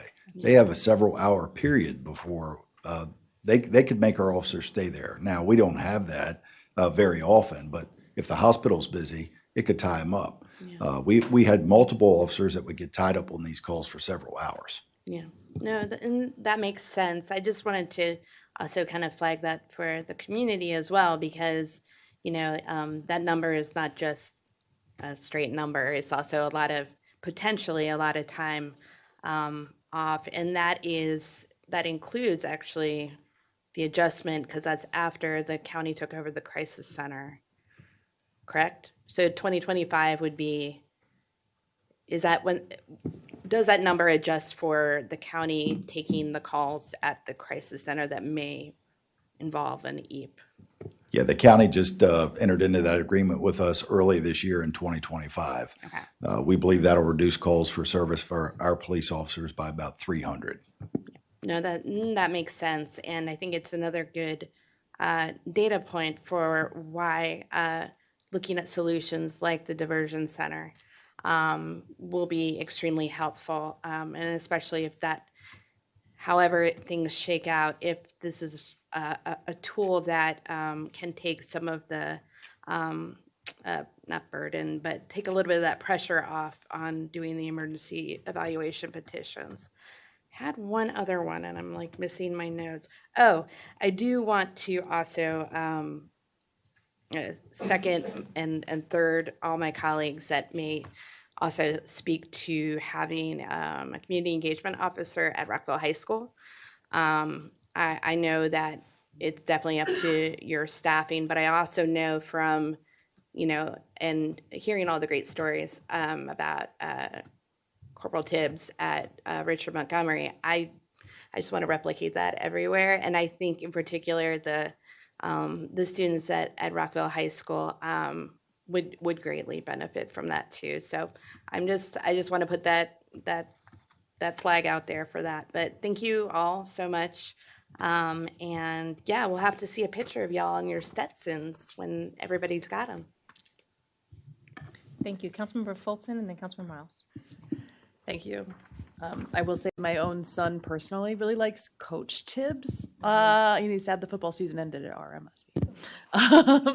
But what I just had a couple questions. First of all, that update was like so exciting. It was almost too much. Like it was like one exciting thing after another that came. And I agree that the Bloodhound was maybe the most exciting part, but all of it was great. So thank you for that. My question, I have two questions. One is a math question, and I'm probably about to embarrass myself. When I look at the overall offenses on slide 2, and I look at the total at the bottom, it's showing a 6% increase in total offenses between 23 and 24. But if I extrapolate out where we are at 2025 and just assume an average of 2 more months there, it actually is a decrease over those years of 9%. The final column there is the percentage change from just 23 to 24. It's not taking into consideration the data from 25. But if I tried to get there, right? So if I said the 25 data ended on October 31st, add in 2 more average months, it would be a decrease from 23 to 25 of somewhere around 9%. Correct. I am not a math person, but I just wanted to clear that up for like anyone who's looking at this. Like, I don't want people to think there was an increase of 6% to date. It's actually a decrease of 9%, which is, if my math's right, really awesome. From 23 to 25. My second question was on, I kind of ask this every year, and you on slide 7 on the traffic enforcement actions, can you speak a little bit more to how I should think about that? Meaning, it looks like overall actions are down and are projected to stay down for the year. Is that a good thing or a bad thing? Well, there's a couple ways to look at that. When you look at law enforcement data, I caution a lot of people when they look at raw data, because when we're dealing with numbers, you can make it sound like however you want. Maybe driving behavior is changing because clearly our crashes are down. Pedestrian crashes are down. So it's very possible that the driving behavior is changing. Again, I can account for the spike in 2024 because we added additional personnel into that unit. I'd be interested to see what the data looks like next year after we put 3 more officers in there. That's helpful. I appreciate that. It's always, those are the ones that it's hard for me to think about. Is it good to go up or is it good to go down? Overall, you want it all to go down, but that one. Thank you so much. This was a great presentation. Dr. Miles? Thank you, Madam Mayor. In line with the comments that said at the top, trying to get y'all home. Great presentation. Keep up the great work. Thanks for what you do. Get home safe. Councilmember Shaw. I also want to echo my colleagues and thank you, and also note that there has been a lot of positive changes with new leadership, and I greatly appreciate you. I did have a couple of questions. Thank you for sharing the data. And I wanted to know if it's possible to get some of that data disaggregated, like disaggregated data based on demographics, like on traffic stops and use of force, if that's possible. It is possible. I have that report. I'm required to turn that in every year for CALIA, which I forgot to mention. We just got reaccredited. We just went through that process. We just got that letter today, actually. But I did forward that, and we'll re-forward it out to you. But we do have the data. Okay. And then my other question is, I didn't see domestic violence on here or any incidents. Can you share some background on that? Yeah, of course. For this specific data set, there's a lot of times we respond to a domestic disturbance where there's no criminal offense occurring. So that data is actually in whether or not it was an assault or there was a vandalism. It's in there. We just don't keep a separate category for, at least in this report, the number of domestic disturbances we respond to. We respond to a lot of those calls where, you know, someone, a third party may call and say there's a domestic disturbance going on there. We go and investigate. Loud TV, certainly not downplaying that because we do run a lot of domestic calls for service. But if it was an assault, it was captured in the assault. Okay, that's interesting to know. All right, well, thank you. Thank you. I have a couple quick hit questions. One is, I know on page 9 of the 2024 annual report, you do have arrests made by RCPD based on age and population, and you have a summary of other kinds of arrests, and you break those down. One of the ones that I wanted to flag that we haven't had a chance to talk about yet are the reported hate and bias incidents. And so just want to get a read. I know many of us heard about these issues last year, and it seemed to be bubbling. And I just wanted to see if you have any context to share. Yeah, so in 2023, we had 21 of those incidents reported to Rockville Police. In 2024, we had 11. Now, earlier this year, we had an increase in the city. We know that. And we will always include that on our annual report. We don't have it for 2025 just yet, but one thing that's going to impact those numbers, and we talk about data, how it can be swayed one way or the other. Now with the use of the county's hate bias portal, a lot of those incidents are getting reported online electronically directly to the county police. So we'll be reporting out in our annual report for 25 on the actual incidents that were reported to us, if that makes sense. Thank you. Is there any way to get the data from the county that is for Rockville? So it used to be broken down. I've talked to my other colleagues in other city departments. It used to be broken down by Rockville City. Then they started breaking it down by the police district. So we're in the first police district. The entire district's not Rockville City. So if I look at the data, I don't know. You're not going to be able to tell, was that in Rockville or was that in Poolesville, if that makes sense.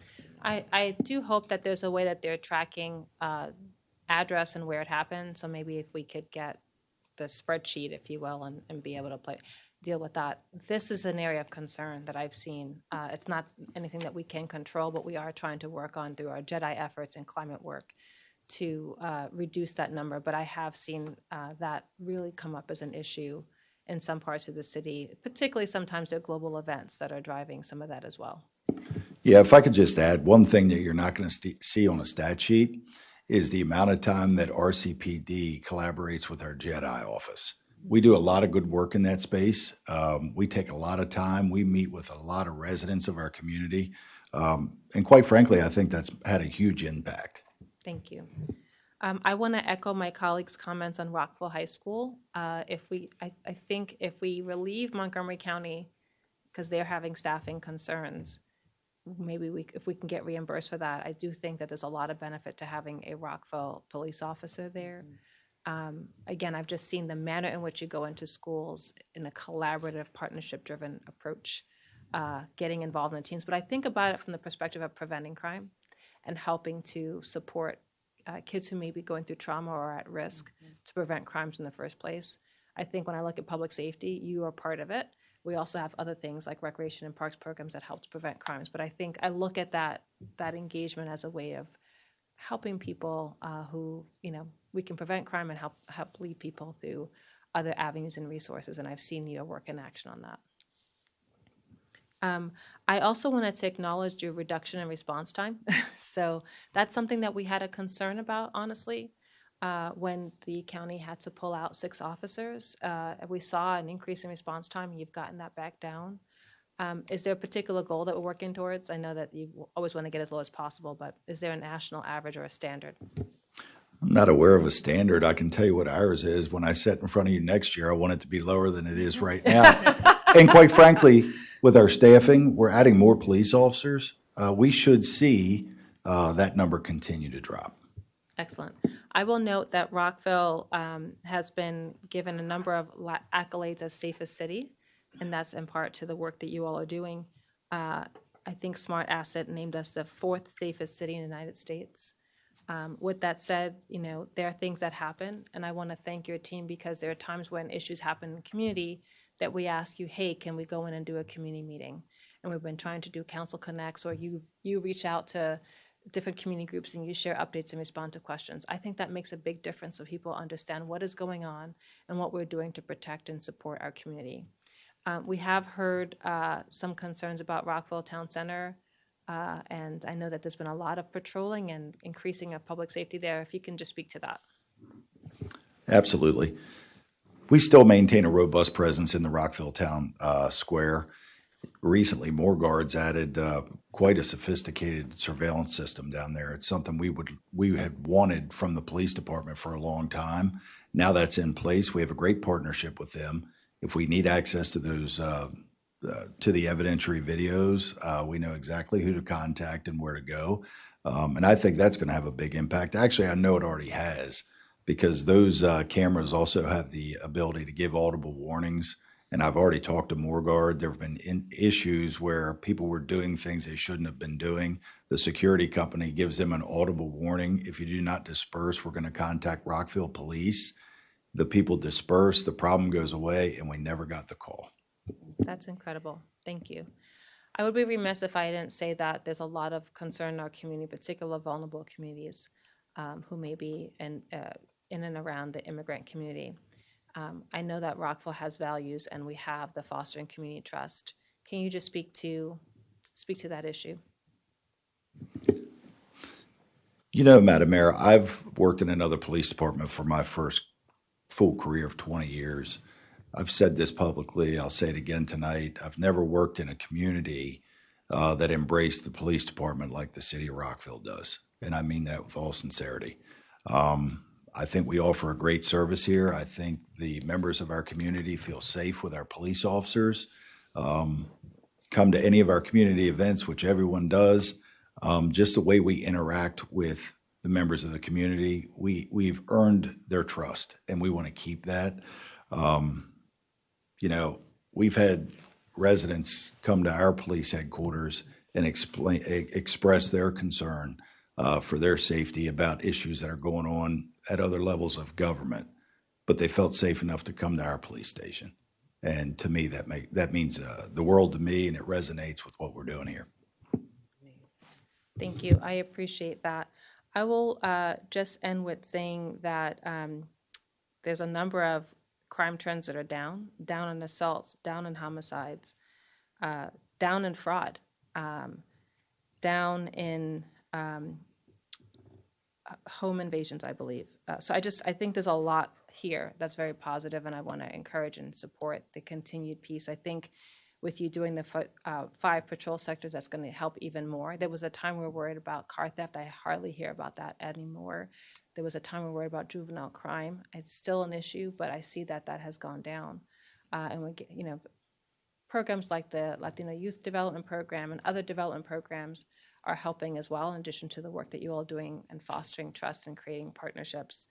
I will just note, if anyone's looking and knows someone, there are jobs in 911. That's an important under-discussed area where we need more support. So if you're looking for a job, consider applying there. And then you do have another position available. I just want to highlight there's a number of things that the mayor and council and working with the city manager's office and the chief have done to try to make this a more attractive place to be, in addition to being good partners. Take-home car, multilingual pay, you pay differential for night, increased salaries, hiring bonuses, and we have a parental leave program and now a home ownership program to support our staff. So please consider joining our team, and thank you so much for all that you do for our city. And I will note for my colleagues and there is a polar plunge coming up on January 31st that our officers are doing to support the Special Olympics, and some of us will be there with you. Thank you. I think we're going to try one more time with the video. It's real short. Right, we'll see if it works.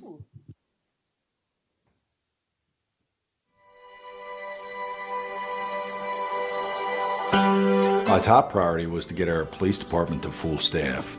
It's been a long time since this police department was fully staffed with all of our sworn positions filled. I got appointed as interim chief of police in November of 2024, but we immediately went to work on recruiting.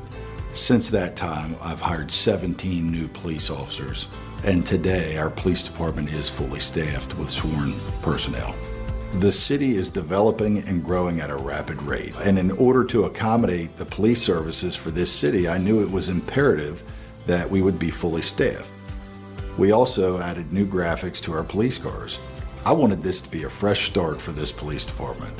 It increased morale internally. These are cosmetic changes we made, but we've gotten a lot of positive community feedback, both on the badge and our police cars. And these were initiatives that our police officers had wanted to see for a long time. In our last budget process, I requested 2 additional professional staff positions, a fully dedicated dispatch supervisor, and we asked for an additional administrative assistant for our front office that deals directly with the residents of our city. In addition to that, I've added 2 sergeant's positions in the police department. I wanted a sergeant dedicated to the training division, because it's important to me that we invest in our staff early and set them up for success in the police academy. So we were hiring recruits for the police academy, and we were having them do administrative tasks in the department. We would have to hire them months in advance of the academy. So historically, we did not invest in them. We just had them doing menial tasks around the police department. Now, we put them through a firearms training program, because firearms can be difficult for recruits that have never shot a firearm. We're honing those skills so that when they go to the academy and they're in there with their colleagues from other agencies, they stand out. One of the ways that I would introduce a recruit to some of the responsibilities of the job would be through a mentorship program. So back in December of 2022, I proposed this idea of starting a mentorship program for new recruits in our department. The advice that I would give to other sergeants or supervisors about their relationships with new recruits would be set that foundation early. You're going to have the most influence over them. You could shape the rest of their career and their lives. I started in 2009 as a dispatcher at another agency, and then I came here in 2014. I would say that my success has a lot to do with those who were around me, like my supervisor, and I had other coaches and mentors who helped me to see that I can make a change. A typical day for me would be coming into work, meeting with my sergeant, and our sergeant will tell us what's going on inside the city. From there, what we do is we will take the issues that are addressed to us and try to find solutions for them. While I'm out patrolling, I'm also listening to the radio and ready to respond in a timely fashion to any calls for service. When I'm not doing that, I am patrolling the city, looking for anyone who needs help and making sure everyone's staying safe. We recognize that building trust with our community is an ongoing process. Rockville City police officers are encouraged to get out there and to interact with people from all different segments of our society. Building and maintaining trust with the communities in Rockville comes through our interaction, through our day-to-day interactions, everything from at the level of being a patrol officer to being in community engagement such as myself, everybody has that additional something that they want to provide. One of the things that's special about the Rockville City Police Department is that we do have a lot of community events, and they're scaled out differently to reach different audiences, to make sure that we are able to have those interactions with a very diverse range of people within our community. An example of this would be the Neighborhood Safety Day that we held in collaboration with Main Street Apartments. It's an apartment building that has a lot of inclusive housing, so it's people of all abilities. But not only did they help us put together this Neighborhood Safety Day where we did close down a street, but we were able to bring in a lot of people who were first responders, from firefighters. We had a fire safety house, we had police officers, a lot of other first responders, a lot of different police departments came in to help us. We just wanted to emphasize the idea of collaboration, and we wanted to emphasize the idea of getting to know your neighbors. I would want the public to know that we here at the Rockville City Police Department are here to work for them. We are not only eyes and ears and a mechanism of accountability and keeping people safe, but we are here genuinely to serve and to help those who need help. We are prepared with our staffing and our upcoming initiatives to add additional specialized units to this police department. They can expect to see more officers policing our community, and they can expect new capabilities of this police department so that we'll be able to best serve all areas of our city. Thank you.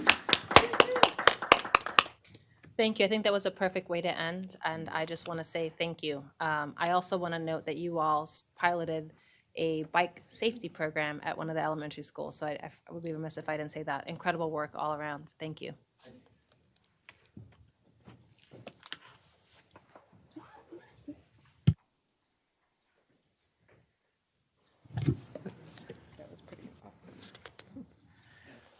Thank you all.